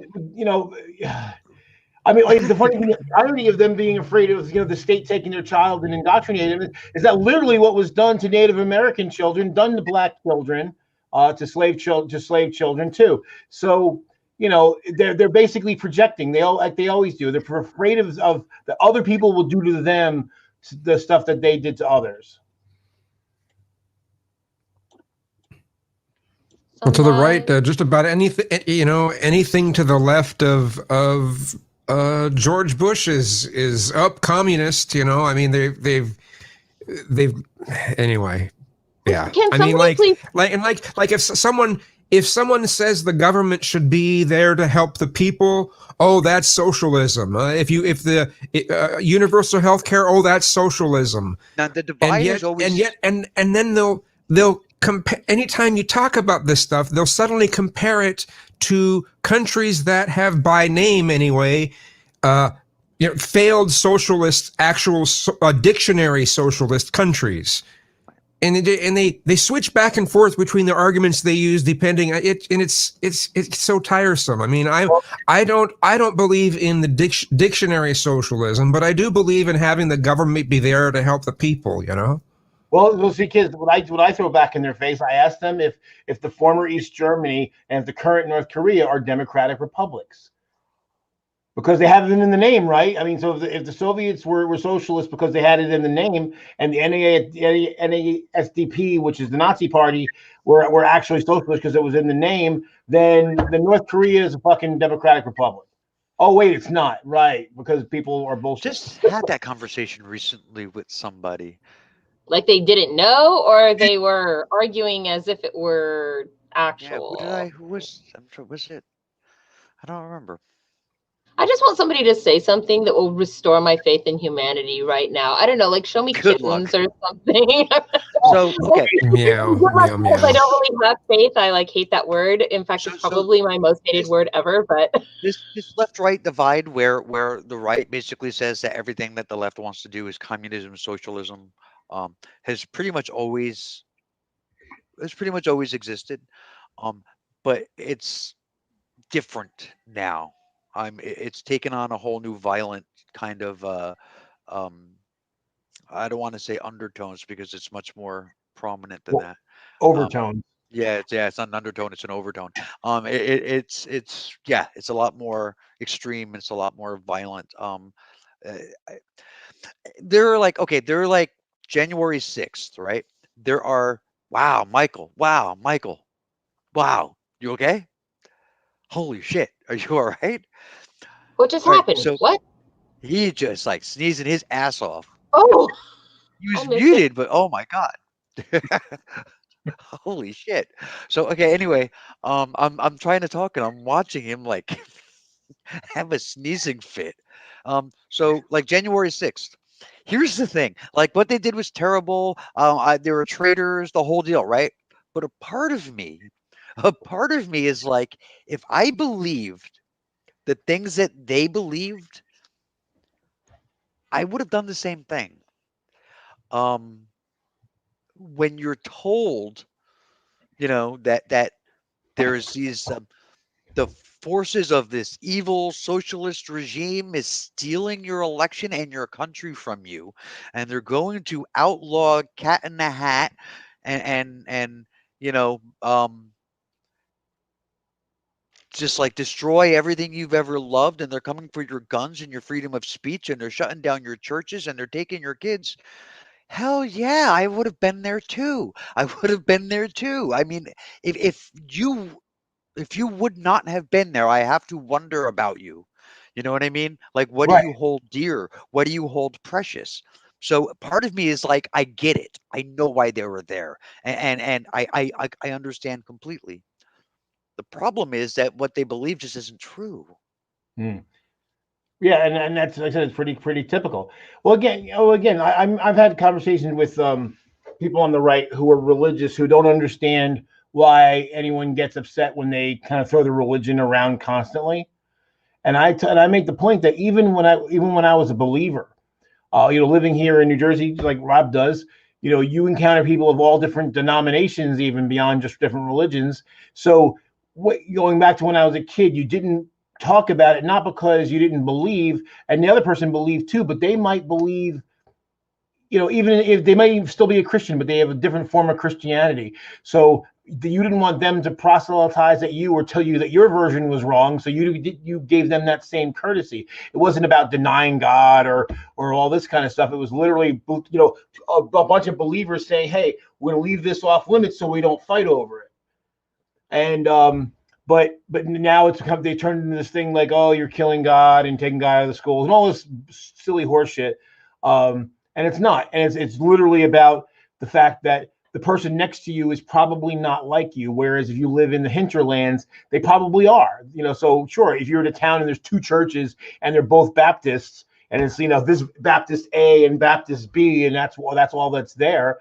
Well, sure, it's not probably not a big deal to talk about it because everyone thinks pretty much the same thing. I had an argument with somebody on a forum years ago where they were going off about they were basically saying that liberals were evil. And I said, well, why do you think they're evil? Maybe we're just wrong. And he said, well, no, because everybody knows what's right. And I'm like, well, what do you mean? And he said, well, everything knows that this is not true or that's wrong or this is bad. And I'm like, no, we don't all believe that. But this person lived in a little bubble in Nebraska somewhere in a town with a smaller population than my high school. And so, of course, everywhere they live, everybody believed that, even though it was false. But when you live in proximity to more people and more ideas, you tend to go, oh, okay, maybe there's more to it than that. The very notion of, I don't want you to tell things to my kids because then my kids might get a different idea, should be such a huge red fucking flag to the mental indoctrination that you yourself are putting your kid through. Forcing upon them. You are forcing them into a bubble, like a mental, intellectual, it's terrible. Okay, I'm done. The sad part about it is a lot of the right wingers, they're less open-minded than the Amish, and because at least the Amish have that Rumspringa, which gets kind of overplayed in the media, but at least it's a thing. The idea, like, hey, what? The Amish have this tradition called Rumspringa. I think it's when you're 18 or around the time that you fit it when you finalize whatever level of education you're going to get. You're supposed to live outside of the community in the rest of the world for I think it's 1 year. So you experience the world and get to see what it's all about. And then you make the choice because they want you. So if you're going to live that life as an Amish, it's a commitment. So they want to make sure that you're actually committed to it, and you know what your options are. So even though it's a fairly closed community and very conservative, they at least give people the option to say, hey, you've only known this world. Go see the rest of the world and then come back to us. And then now you can make your choice. Now you make a free choice to be in the faith. And that's more progressive than a lot of right-wing thinking. Well, it also means though that they're more dedicated to it because they made that decision for themselves. They took it upon themselves. It's their oath, right? Their personal thing, as opposed to something that you were told you were gonna do. Right. And then you would only not do it under penalty. So in other words, you're being coerced. To put it kindly, at best you're being coerced, right? So I what did you call that thing though? I know exactly what you're talking about, the Amish thing, but the word for it is Rumspringa. That sounds German. It is because the Amish are German. Oh, well, there you go then. Yeah, we call them the Pennsylvania Dutch, but that's only because English-speaking people confuse Deutsch, which is the German word for German, with Dutch. I have to get some water, so I'm just going to get up real quick. You guys talk amongst yourselves. Ooh. I'll give you yet another topic. I'm dying of thirst. The Industrial Revolution was neither industrial nor a revolution. Discuss. The Holy Roman Empire wasn't holy, Roman or an empire. And that's true. Yeah. That's completely true. But I mean, I'm more irascible today than normal because I'm just so fed up with so many fucking things. And with I was dealing with the whataboutism, because obviously the left isn't perfect. The left has its problems. So you might have seen it, Rob. I posted on Facebook. I said, right-wing bigotry, right-wing racism is xenophobic, and left-wing racism is paternalistic. One is a lot worse than the other, but they're both bad. Same thing with sexism. I saw that post. That post. And I made a similar post about sexism. I said right-wing sexism is misogynistic, and left-wing sexism is also, again, paternalistic. One's worse than the other, but they're both bad. Yeah. There's somebody had posted something, and I don't remember who it was, basically saying that they're sick of the double standard when it comes to the left, when it comes to things like what the governor of New York is accused of. Yeah. Um, and it's like, yeah, I mean, I see a bunch of people on my feed, like, it's like, oh, Cuomo is innocent until proven guilty, and blah blah blah blah blah. And it's like, wait a second, you guys didn't say the same thing about Trump. Right. And I mean, my attitude with Cuomo was no different than Trump, because yeah, Well, it's like, dude, you cannot. I mean, he should resign. He should resign. And to me, it doesn't matter at this point whether he's guilty or not. It does not matter. He can no longer effectively govern. This has destroyed his credibility. It has destroyed his authority. He should just walk away. yeah. Walk away. Well, especially what got me is that, I mean, he hasn't really denied, with maybe one or two exceptions. He hasn't denied most of it. He just kind of sloughed it off and all this kind of stuff. And earlier, Well, I mean, he said things like, sometimes people take things the wrong way, like I'm flirting or this and that, and it's like, well, you know what? That sounds like an admission that you know. That's right, because the thing is, even if you didn't mean it a certain way, you would still say, well, geez, you wouldn't give a non-apology. You'd be like, wow, I didn't perceive it that way. I wasn't trying to be that way, but damn it, man, if I did that, wow, that's horrible. I don't mean to hurt anybody. You wouldn't kvetch over it. You wouldn't make these non-committal answers. And I was on the fence about the resignation, but once now the groping thing comes out, and this is from a staffer and it's not super long ago either, and I'm not hearing any fucking denials. So I'm like, yeah, dude, you gotta get, like, don't tell me now that you didn't know like 5 years ago that it was wrong, because fuck you. But That's there's a picture of him with one of the women, and he's like holding her by the face, and she said that he grabbed her by the face and asked for a kiss. And it's like, well, there's a picture of him touching her face. That's it. Done. Right. You're done. You're done. And the thing is, I saw somebody say that, well, in Italian culture, people do that. And like, well, yeah, to a degree. But the thing is that in families and friends, but you don't do that to the help. If you're the boss. Exactly. It's like, what's the context of their relationship? Right. Is this a professional relationship? The only kissing that's going on in professional relationships in Italian culture, as far as I know of, is in the mob. You get a kiss on each cheek, and that's the last time you're talking to that person. I mean, other people will do it too, but again, I'm an employer. I've been an employer since 2010. Never ever have I grabbed any part of any opponent's employees' bodies. I don't even think I've ever even given anybody a hug. Certainly not in a work context. So, because you're not supposed to do those things. It's that simple as that. And it's not new. You might forgive somebody 20 years ago or 30 years ago because, like, well, that was common, but it's not common anymore and hasn't been for a long fucking time. Where I work, we don't even shake hands or do high fives. We do fist bumps because germs. Right.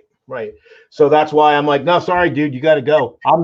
I feel terrible that he did what he did. I liked him politically, and I thought he as far as a political leader, he's made some mistakes, but I thought, oh well, this guy is can really move a lot of stuff. But no, I'm gutted that he needs to go, but he needs to go. Yeah. The nursing home thing was pretty bad, though. Oh yeah, and that's something else too. So it's not so much about the issues with the women. It's a whole bunch of stuff. The nursing home thing is really bad. So I am not going to defend Joe Biden when it comes to the whole Tara Reid thing. So hey, your fallacy is shove it up your ass. I don't care. I personally don't believe Tara Reid, and I don't have a whole lot of use for Joe Biden. So whatever, make what you will of that and have fun with it as you trot along. Bye-bye. So there's that. And the whole believe all women unless it's Tara Reid. I don't know about the whole believe the woman thing either. That's all. That whole stance is twisted out of proportion when anybody on the right brings it up. They're not talking about what other people are talking about. Well, especially Um, since he doesn't so believe in women anyway, I'm sure. So he, like so, it's bullshit. He's full of crap. yeah, yeah. And So basically, and actually, the more reasonable position and where I've always been is take all accusers seriously, treat them. And just here's the thing, and I pointed out years ago: you can simultaneously treat the accuser as though they're telling the truth, and you can treat the accused as though they're innocent until proven guilty. They're not mutually exclusive. exactly, and that's what investigations are for. I mean, Right. I don't know of anybody who thinks there should be no investigation when somebody makes a claim of sexual abuse, assault, or rape. I mean, I don't know of anybody who says there should not be an investigation and you should just believe the woman. Um, I don't know of anybody who believes that. Never heard of anybody that believes that. Right. So making it out to be that that's the case is just bullshit. Well, I think what happened is there was that hashtag believe women, but again Right. no one said, but the hashtag was not believe all women. It was just I believe. believe. It's a general statement. So yeah, he's a liar while trying to point make everyone else seem hypocritical. So One thing that people say, and I guess I kind of like it, but I can also see how it itself isn't really accurate. A lot of times what it is they're saying when you say believe women, what you're saying is believe that they believe something happened to them. hmm. And it's like I get that, but at the same time, that's not really accurate or right either. Like I don't know. Well, then again, too, it's a general statement. So it's saying because the evidence shows that the bulk of the time they are telling something that's factual and accurate as far as the Right. who the accused should be. Because as I pointed out, like I remember some He-Man woman hater bullshit asshole fucking cuntbag douchebag dick face was telling me that 8% of, like, in England, 8% of all rape accusations are lies, and I went and looked into that, and like, no, 8% of cases there was insufficient evidence to present charges in a court, because judges get really angry if you bring a charge forward and you don't have any enough underlying evidence to sustain that in a court of law. That's massively different than saying that they're lying, because not only is that, because that covers a few cases, one of which is someone it happened, but there wasn't forensic evidence, so we have no way to tie the accused to the crime, even if they might have done it. There's also the case where someone's accused, but because the person was really raped, but the person that gets accused turns out not to be the right person. So there's not evidence against that person. Doesn't mean there's not evidence against somebody, just that we don't know who the suspect is correctly. So this idea that 8% of women were lying is itself a fucking bold-faced lie. Well, I think anybody who expects the entire topic to be neat and tidy and fit into boxes is just Yeah. completely out of their fucking mind. So I would also say it doesn't take for me to believe all women in order to want to investigate all the claims. Correct. I honestly do believe that the likelihood of a random person in the world stepping forward and saying that they have been raped by a person is probably directly correlated to the amount of people that might actually assassinate that person. If you're a high assassination risk, you're also a high false claims of I had that man's baby risk. Right. There are a bunch of women who say that they had Elvis's baby, and he's been dead. They're like, he came down in a flying saucer and this is Elvis's baby.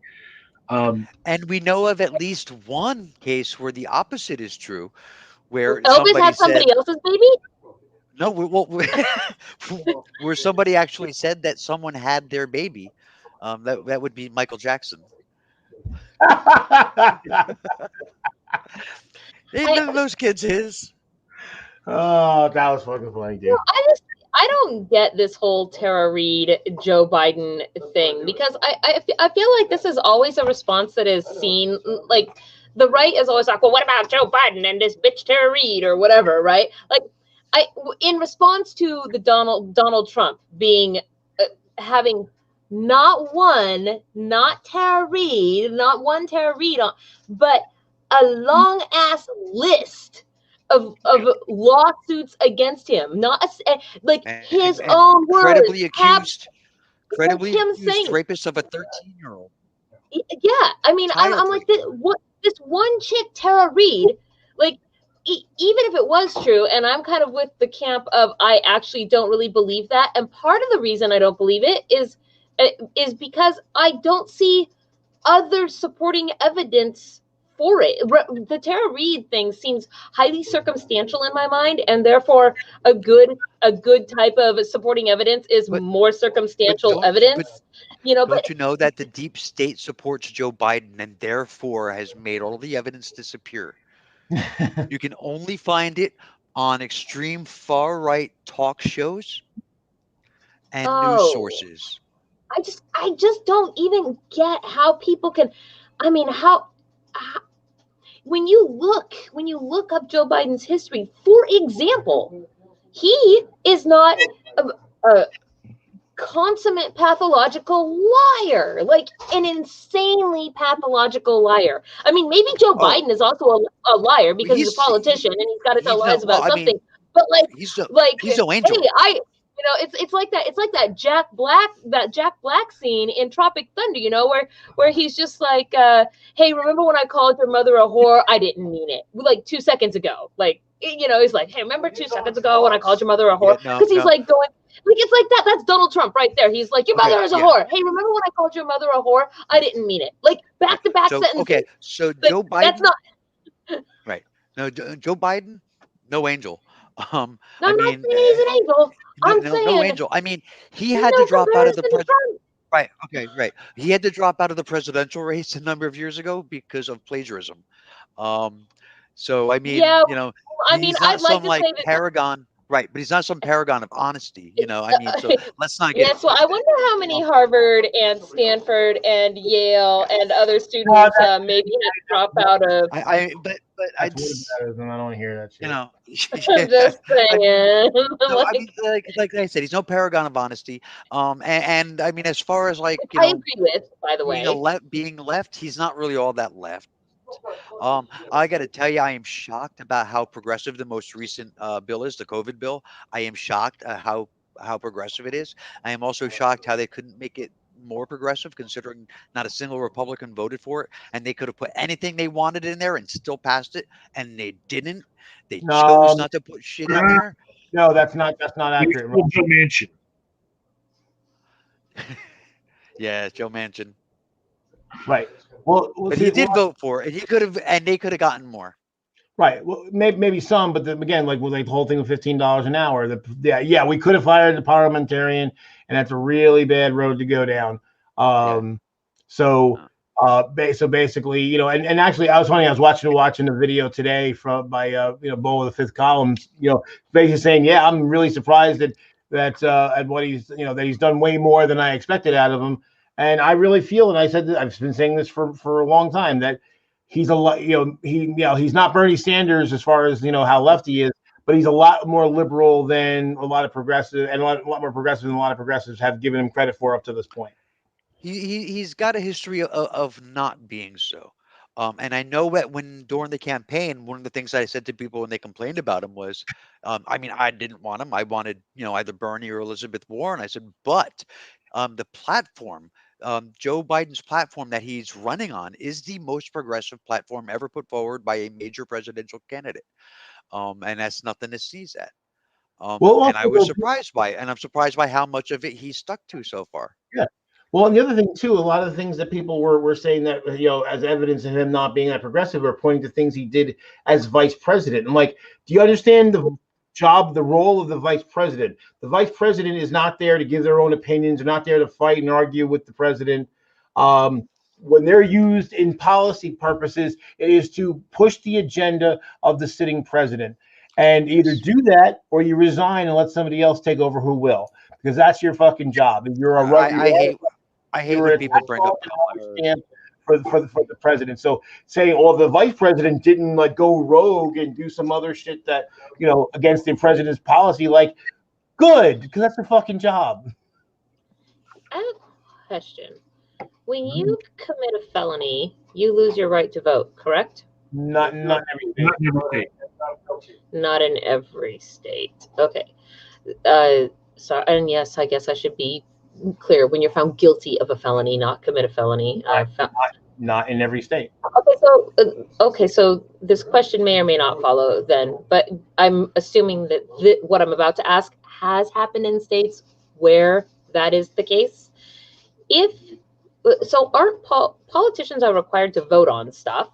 If you lose your right to vote after committing a felony, if you are a politician that has been found guilty of, say, possession of drugs in a quantity that would be a felony, or some other, I don't know, driving over people, beating up your kids, having sex with underage people in bathroom stalls, whatever it is, something that's a felony, then wouldn't they lose their right to vote and then be unable to do their job? And how come they're not immediately ousted from their position in politics because they no longer have the ability to meet the necessary requirements of its performance? Because the laws of the state that would prevent them from voting for offices or for elections in that state have no bearing on Congress. So they can be in Congress and vote for whatever the fuck is the case, because the state law does not apply to the federal law. The supremacy of the U.S. Constitution and the federal government.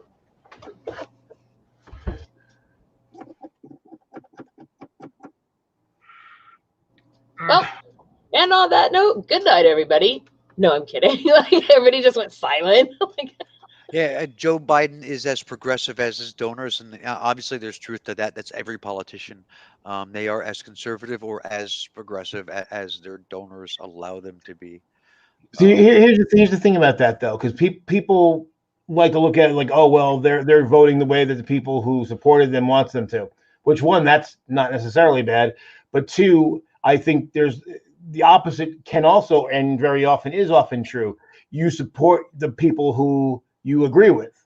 So I donate to political campaigns, and I donate to the campaigns of the candidates that I think will have the best chance of representing me in the way I want in the office. So basically, I'm certainly not getting anything back directly because they don't know who the fuck I am. I'm just some schlub donating money. There's sometimes people will donate to somebody who's running for office that has absolutely nothing to do with their district or will have any effect on it. There are 2 people on this panel that actually donated to my campaign. So yeah. Oh yeah. Well, that's the thing. I donated between in the election for the Senate campaigns. I donated a total of like $8,000 or $10,000 to candidates in states I don't live in. I don't think anyone that I donated to won. That doesn't mean that it did not have an impact. Well, I was trying to make an impact in the races that if you only give to the ones that you're sure will win, what are you doing with your money? Yeah. Well, you knew as Joe did when you guys donated to my campaign that I wasn't going to win. And you really knew, Mike, because I remember looking at the numbers with you, and you're like, "Yeah, no, this ain't gonna work." Right. And I knew it too. So it's just why when I lost, I didn't get upset. Somebody actually accused me of being upset about losing, and that I had a hard time accepting the loss. This happened just like 2 weeks ago. Somebody said that, and I was like, "What? Yeah. This is Sussex fucking County. Democrats don't win here. I didn't expect to win." No, and the fact that you did better than previous Democratic candidates have done was a pretty big thing. I lost, and I'm proud.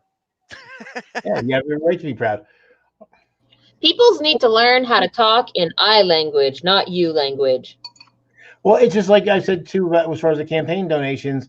I find people, again, there's another tedious thing that people do that piss me off. It's one thing if you're talking about soft money, and then you say, okay, this industry or that company gave somebody, you know, thousands or hundreds of thousands of dollars. That might be true.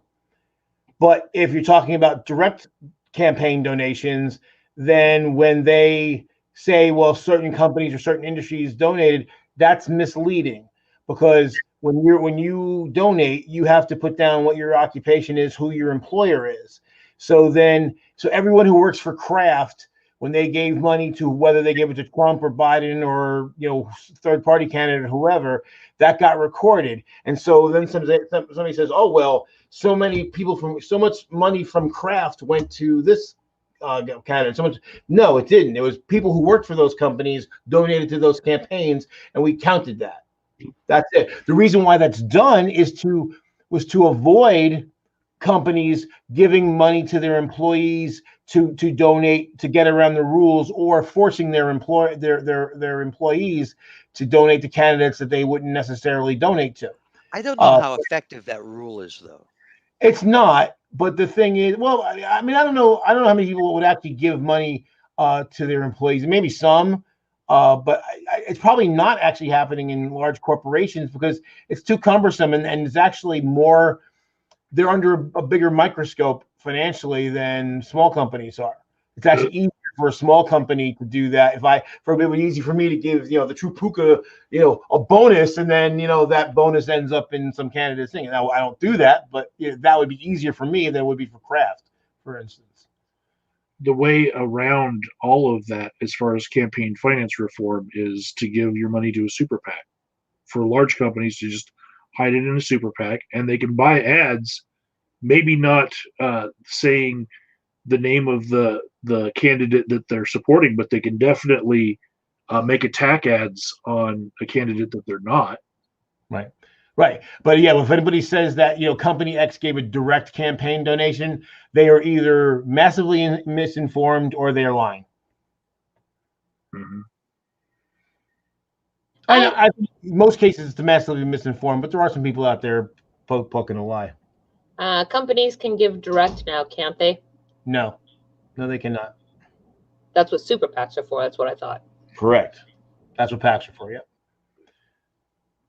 So yeah, you can give to somebody's PAC, but you can't. A company can't directly give money, and that's one of the few exceptions. Is a PAC basically supposed to be like an escrow, like it's money in holding, so that it's not going directly to the candidate, but going instead, or is it something different? It's no. See, basically, PACs can't endorse candidates, but they can endorse. They can compare and contrast different candidates on an issue, or they can attack a particular issue, because so they can go out there and say, you know, that, and you see a lot of ads when they say it's the friends of this or the, you know, such and such, you know, committee. And you don't, if you see an ad and you don't hear the candidate say, I'm so and so and I approve this message, then all those other ones are soft money, all coming from PACs. You know, I don't understand how come they're not held to the same sort of standard that companies are held to when they're trying to bring a lawsuit for something like a trademark infringement or some kind of IP infringement. One of the legal tests that goes along with that is that you, in a focus group, essentially, would the average consumer confuse your brand or image or whatever with the one that you're bringing a lawsuit against. And if people do not find those to be suitably confusing, then there's not a lawsuit there. How come they are allowed to say things in commercials that are misleading to the point that the listen? What? First Amendment. But it's dishonest, and this is supposed to be. But fraud only counts in commercial dealings. Well, if companies is paying for the ad, how isn't it fucking commercial? It's no, not that's a commercial. It's not. Commerce is not being done directly. Commerce is being done between the company that puts money into the PAC and then the PAC that goes out and does the thing. It's not considered. I just don't know if they're lying about politics. How can that be okay? That's like saying the fourth estate should be allowed to lie. They can. Why is there no standard? I mean, the fourth estate lies constantly. Newsmax, OAN. I know that's true. I'm saying, why is that okay? First Amendment. That's why. What? The First Amendment. I'm the government. The First Amendment basically gives you the right to lie your ass off, as long as you're not committing fraud in a commercial in commerce. I should say. I don't want to say commercial. I don't want to conflate. Don't conflate a commercial with commercial dealings. It's not the same thing. I mean, but is it not? When a person is being confused or coerced in such a way that they cannot make a decision of their own free will because they have been intentionally lied to about the information that's even out there, how is that not illegal? That's illegal in a bajillion other ways. Because in commerce, it's illegal in commerce. If I try to sell you, it's illegal in more than commerce. Not really. No. If I try to sell you this jar of mustard and I make all sorts of bullshit claims, and I'm actually selling this to you for money, that speech is regulated. If I go on politics and tell you how great this fucking mustard is, with the crusty bits and how they're essential to your life, and people who don't like this mustard are evil, I can do that all day till the cows come home because I'm not engaging in commerce. I'm engaging in speech. That's why. So, I get what you're saying, Amy. The real argument against what you're proposing is who determines what the truth is. If it's only, say, the president, which changes political parties every 4 to 8 years, pretty much for my lifetime, then every 4 to 8 years, the opposite news sources would then become illegal. So there are some standards by which the news has to report, or at least there used to be. Okay, I hear what you're saying, but when the WWE stopped calling themselves a real sport and they called themselves sports entertainment, Fox News followed suit, and they are not news; they are news commentary. Right. Anybody would know that. They've actually had to argue in court that they are not news, that they're news commentary, in order to defend themselves. Right. Plus, in most cases, those standards you're talking to are ethical and his traditional standards, not the law. And by the way, we would go about determining the truth in the same way that we go about determining what is the truth in science. There are methods of verifying factual information, and maybe none of them will ever be 100%, 110% squeaky clean, absolutely airtight ever. However, you could have something that is 10% possibly true, or something that is 99% possibly true. It's not as if it's a all or nothing kind of a thing. There's, The respect the last administration gave to science was they had a doctor who believed in demon sperm walk out and say that hydroxychloroquine was going to cure COVID-19. And I signed up for a dose of demon sperm, but I was put on the waiting list, so. It's like people make claims about better. Well, better is subjective. Unless you set forth an objective standard, then better is going to always be subjective, because who gets to decide what better is? Well, you can't say don't do it at all, though, Joe. You can't be like, well, it's always going to be subjective, therefore do nothing. That is not an exception. Well, but as far as speech goes, that's how the law goes. Unless you're engaging in commerce, you can pretty much lie your ass off and get away with it. So a case could be made by people with standing, the advertisers who put commercials on Fox News, that they were duped into thinking that they were giving their ad revenue to a news organization, which was actually just a propaganda machine. If they wanted to bring that suit, no one so far has felt like they had enough standing and proof in order to do that. Now, Tucker Carlson, lawyers for Fox defended Tucker Carlson by saying that no rational person would believe that what Tucker Carlson was doing was actually telling the truth. Yep. That was Fox, their own lawyers. That's how they defended their show. And if that was the case, why would they be having a fucking lawsuit to begin with? Right, because there are laws on libel and slander.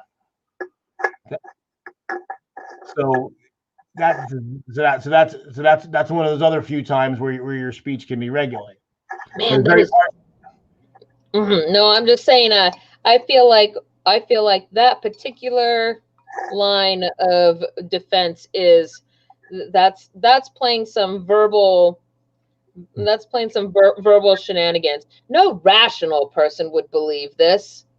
Well, we're probably not standing here. Like, I'm sorry. No, but I mean, can anybody get in that court? No, what I'm saying is that's lawyers being douchey. That's what I'm saying. Right, that particular language is lawyers being douchey. Right. But there are a lot of things in the law where it comes down to what would a reasonable person think or believe, or is basically what it comes down to. Reasonable and rational are different things.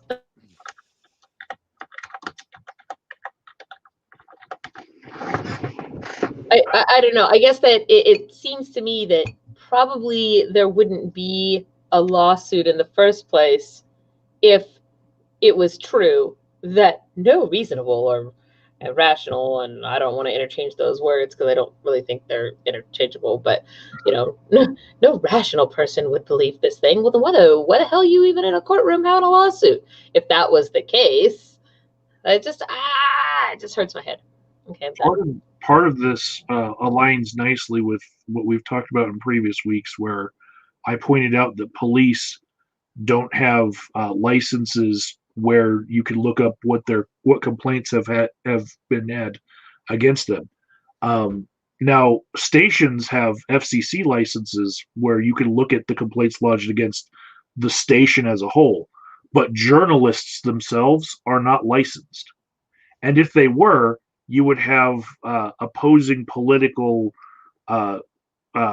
companies always putting complaints against everyone's licenses back and forth, to the point where there would be no purpose in having the license, because everyone would just lose their license. That's why we need to bring back the fairness doctrine. Right, which was a good thing, although again, not a law, which is why it could be just thrown away because it wasn't legislation. People mistook when I had press passes that was something that you got from like the city or the state. You get a press pass from whatever the event is, right? And it's only good for that event. You're a member of the press in their eyes, not like by the city or the state. Well, that's something that comes up a lot. If you ever watch any of these First Amendment auditors, they go around usually at public venues or things that are open to the public and record, and they're there to provoke a reaction from the police to see if the police follow the law and the Constitution or not. And so what ends up happening, a lot of times these guys will say, well, I'm a journalist.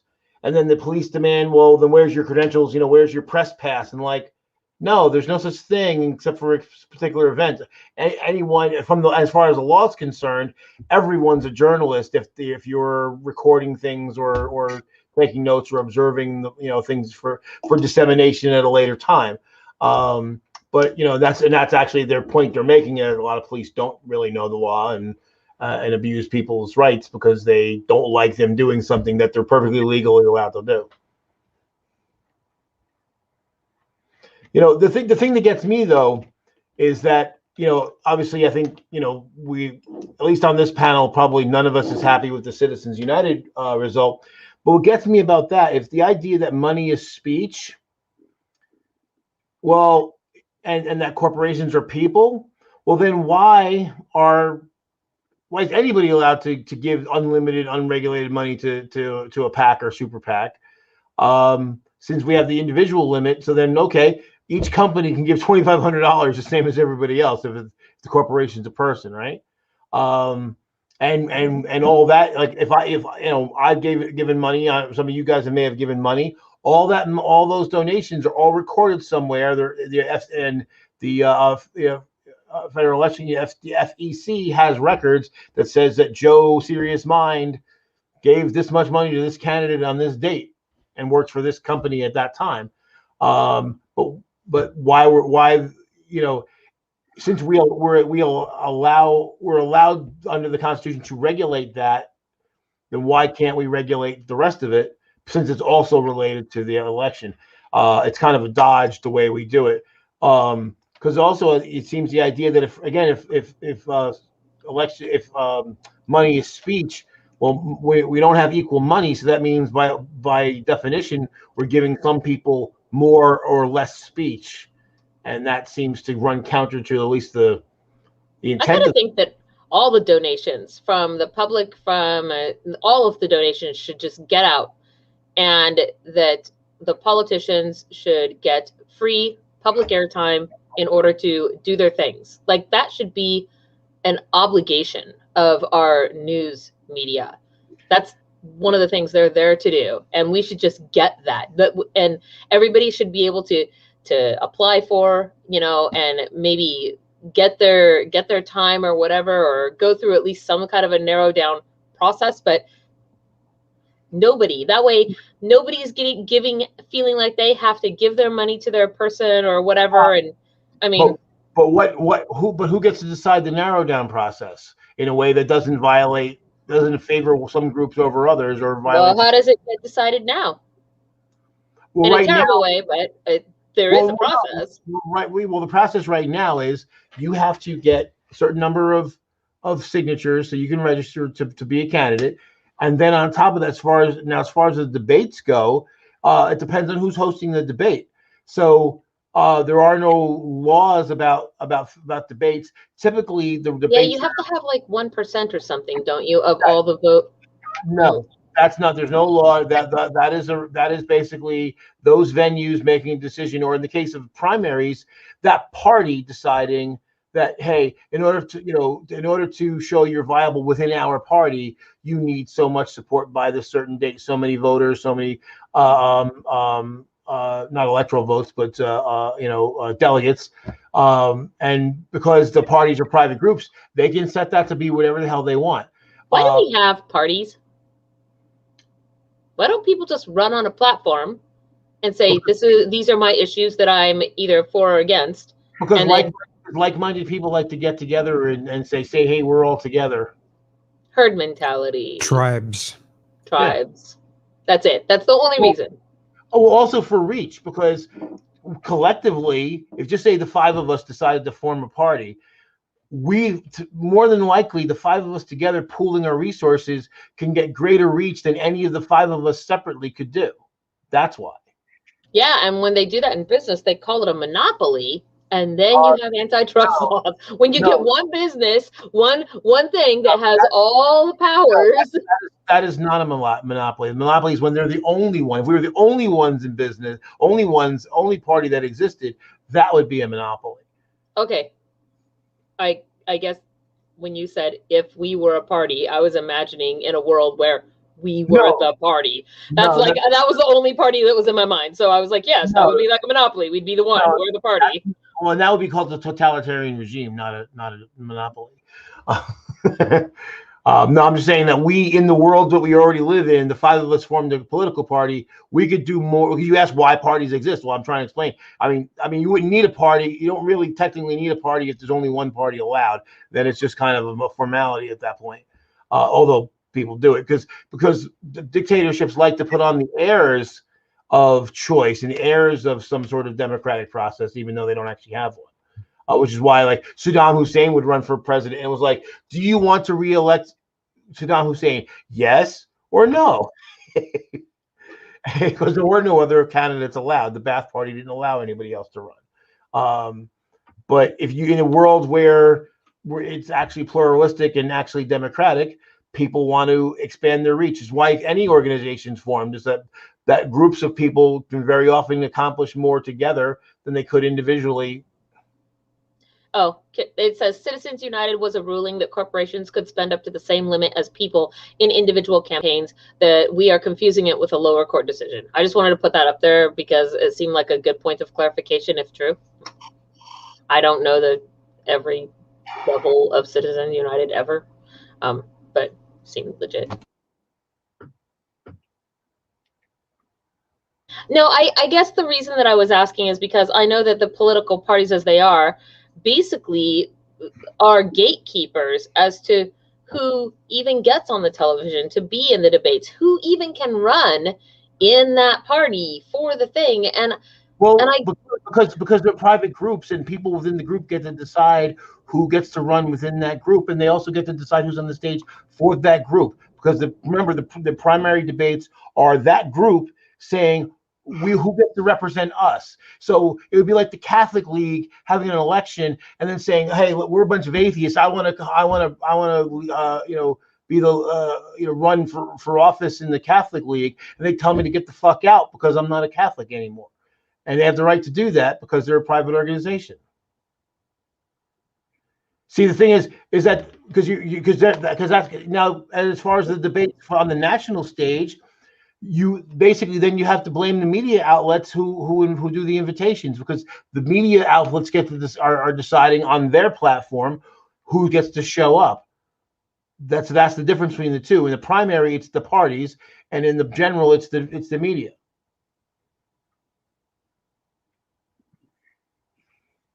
But it wouldn't make any sense for a party. And that's the thing. What I remember during the 2016 election cycle, the Green Party people tended to like cry foul and say, "Oh well, there's all these closed primaries and how shockingly evil and sinister this was. Where you're not letting Green Party people run for the Democratic Party or the Republican Party." But the Green Party primary was also closed. All of it was closed. At least the Democrats had semi-open and the Republicans had some semi-open ones. All of the Green Party primaries were closed. You had to be a member of the Green Party to vote in the Green Party primary. And then the Green Party people went out there and tried to act like other people were sinister. It's like, well, look in the fucking mirror. Either if that's sinister, then you guys are completely sinister because you're not letting anybody in. But of course, they have the right because they're the Green Party and they can decide who gets to run in the Green Party. So I'm sorry I'm getting a little testy, but I'm so sick of this fucking argument because it's bullshit based on ignorance, and everybody seems to be ignorant about the same goddamn thing, and I'm so fucking tired of it. It's like, it's not sinister. If you have a group and you're not going to let people outside of your group come and run and be in charge of your group, you're not. No one would, because that would be stupid. That's not really what I question, though. I question the utility of that grouping and whether or not it is actually something that really even should be a designation in politics, right? Well, because people have the right to association. That's also part of the First Amendment too. So unless you're going to ban that. So political parties are just clubs to help get people elected. Yeah. I guess that I mean, I agree, but I also don't agree. I think that that's oversimplifying it. And no, I mean, it is that simple, though. That's the whole thing. That's why political parties formed in the first place, which I already answered, and why they continue to exist. And then some parties go away when there's not enough people to sustain them, and then they either go to new parties, either form new parties, or they go to existing parties. And that's exactly what happened. We used to have more parties, and parties consolidated because the parties that had less power found that they were more closely aligned with one side than the other, and they said, "Well, shit, we're not getting anywhere. So let's borrow the infrastructure of that other party that's larger and more successful than us, because we kind of agree with them anyway." That's what Bernie Sanders did in 2016 because he knew running as an independent would be an abject failure. So he said, "Well, run as a Democrat," because I'm kind of aligned with them for the most part. That's what Ron Paul did before him. It's 8:07, so I didn't actually realize what time it was, but I kind of have to go tonight, so I'm not. Can I give us till 8:15? Is that good? Or that's fine. Okay. What does this mean? Can somebody tell me? This comment, when Chauvin et al. Are acquitted, we'll see how you guys defend burning all this. What is that about? Who's Chauvin? He had his knee on the neck of George Floyd. Oh, yeah, okay. So he's asking when they're acquitted, we'll see how you guys defend burning all the cities in the country to the ground. I don't know that I'll be defending the burning, but I will expect something like that should all of them be acquitted. I would expect something just as big as the LA riots for Rodney King. And I hope to go to intergalactic dildos neighborhood and start there first. Do you think that that's going to happen, that he'll be acquitted? There's a chance, but the fact that the courts just reinstated third-degree murder on him, where that charge was kind of dropped for a while, and now they put it back on him, I think it's leaning towards more like a good chance that he'll get convicted. But you never know. One of the jurors that they had, like the footage of that guy being interviewed. I was like, wow, if he's on the jury, there's a good chance of a hung jury. Why was that guy not stricken by the defense right away as just like one of their throwaways? Because, like, wow, they're going to have to convince that guy. Ugh. So I'm surprised that dude was even talking about anything. Well, they had footage of the voir dire where they were interviewing potential jurors. Oh, potential jurors. Okay. And when I heard what the guy was answering with, I was like, damn. There's a chance that right off the bat that he's going to acquit, and I wouldn't want to be the lawyer that had to make a good argument to him. Well, the problem is sometimes in these cases, where the prosecutor doesn't really want to prosecute the case, they're doing it for political reasons. That's a way to sandbag their own case. So, yeah, it happens a lot. Maybe they put that charge on there because they don't think they can get him for that charge. So if they put it on there and it's too much, no, it's not the charge. It's the juror. So basically, so because remember there weren't any charges at first, and they basically this DA was pushed into it because he didn't really want to do it. So it's a way to sandbag his own case by allowing somebody who will probably never vote to convict, even if the guy wrote, Chauvin wrote in his diary, boy, I really glad I killed that guy. I did it on purpose because I just wanted to kill black people. And there's some people who still would acquit the guy. And so you get somebody that you let somebody like that stay on a jury. So then like, oh well, we pushed hard, we gave all the evidence and just couldn't get the verdict. Blah blah blah blah blah. So although one thing that I think that one disservice that Law and Order has done to people is that people seem to think that if there's a hung jury, that's the end of the story. Like, well, no, that just means like the charges are still open. The prosecutor could bring a new case and basically refile. Sometimes they don't if they think that the odds of winning are really low, and they say, well, then they're just not going to waste the resources. But if you get an 11-1 split, you're probably going to bring that case again. Unless you can get enough political cover to not do so. I'm just saying, an 11-1 split will still cause a riot. Oh, yeah. Well, I don't know. On a hung jury, I don't know. Maybe definitely protest for sure. But yeah, if he gets out and out acquitted, yeah, it's good. Think bad shit's gonna happen. I just think I never met a cop or saw a cop case that if you just fired every cop in this country and allowed them to reapply for their jobs and pass proper standard tests, that if they actually were a good cop, they would be able to get rehired. But if they were a shitty cop, they probably wouldn't. And then we would just be done with it. We wouldn't have to worry about this crap anymore. Like, I don't know. And I would say, like, if that was the case and you got rehired, you got reinstated into your job after excuse me, I burped because I was eating salad. But I don't know. I just feel like there's just so many crappy cops out there, and that that we all almost need to go tabula rasa to get anywhere on the problem. Like, well, here's the thing that's funny about it with the right wing is the right wing will agree with you when it's them, like when it's affecting them. Then the cops are jackboots and all this stuff, and they'll beat them with blue line flags in the largest show of hypocrisy and irony in the history of humanity. But if it's black or brown people, then then all of a sudden we back the blue, blah blah blah blah blah, because we know the origins of the police. They're not, so it's kind of funny. So all the stuff they say about the police regarding them is actually true. They just don't like to say it. They just want to back the blue when it's not them. Amy, I disagree that we wouldn't have to worry about the problem anymore if we did better vetting, because when they're initially hired, they are vetted. And some of them just become corrupted. Yep. So over time, how do you keep re-vetting? Well, I mean, is the structure of what police are in our country. Well, remember though too, Mike, part of it is the guys that get vetted and they're okay when they first go in, but they're going into an environment where there's already a lot of corrupt ones there.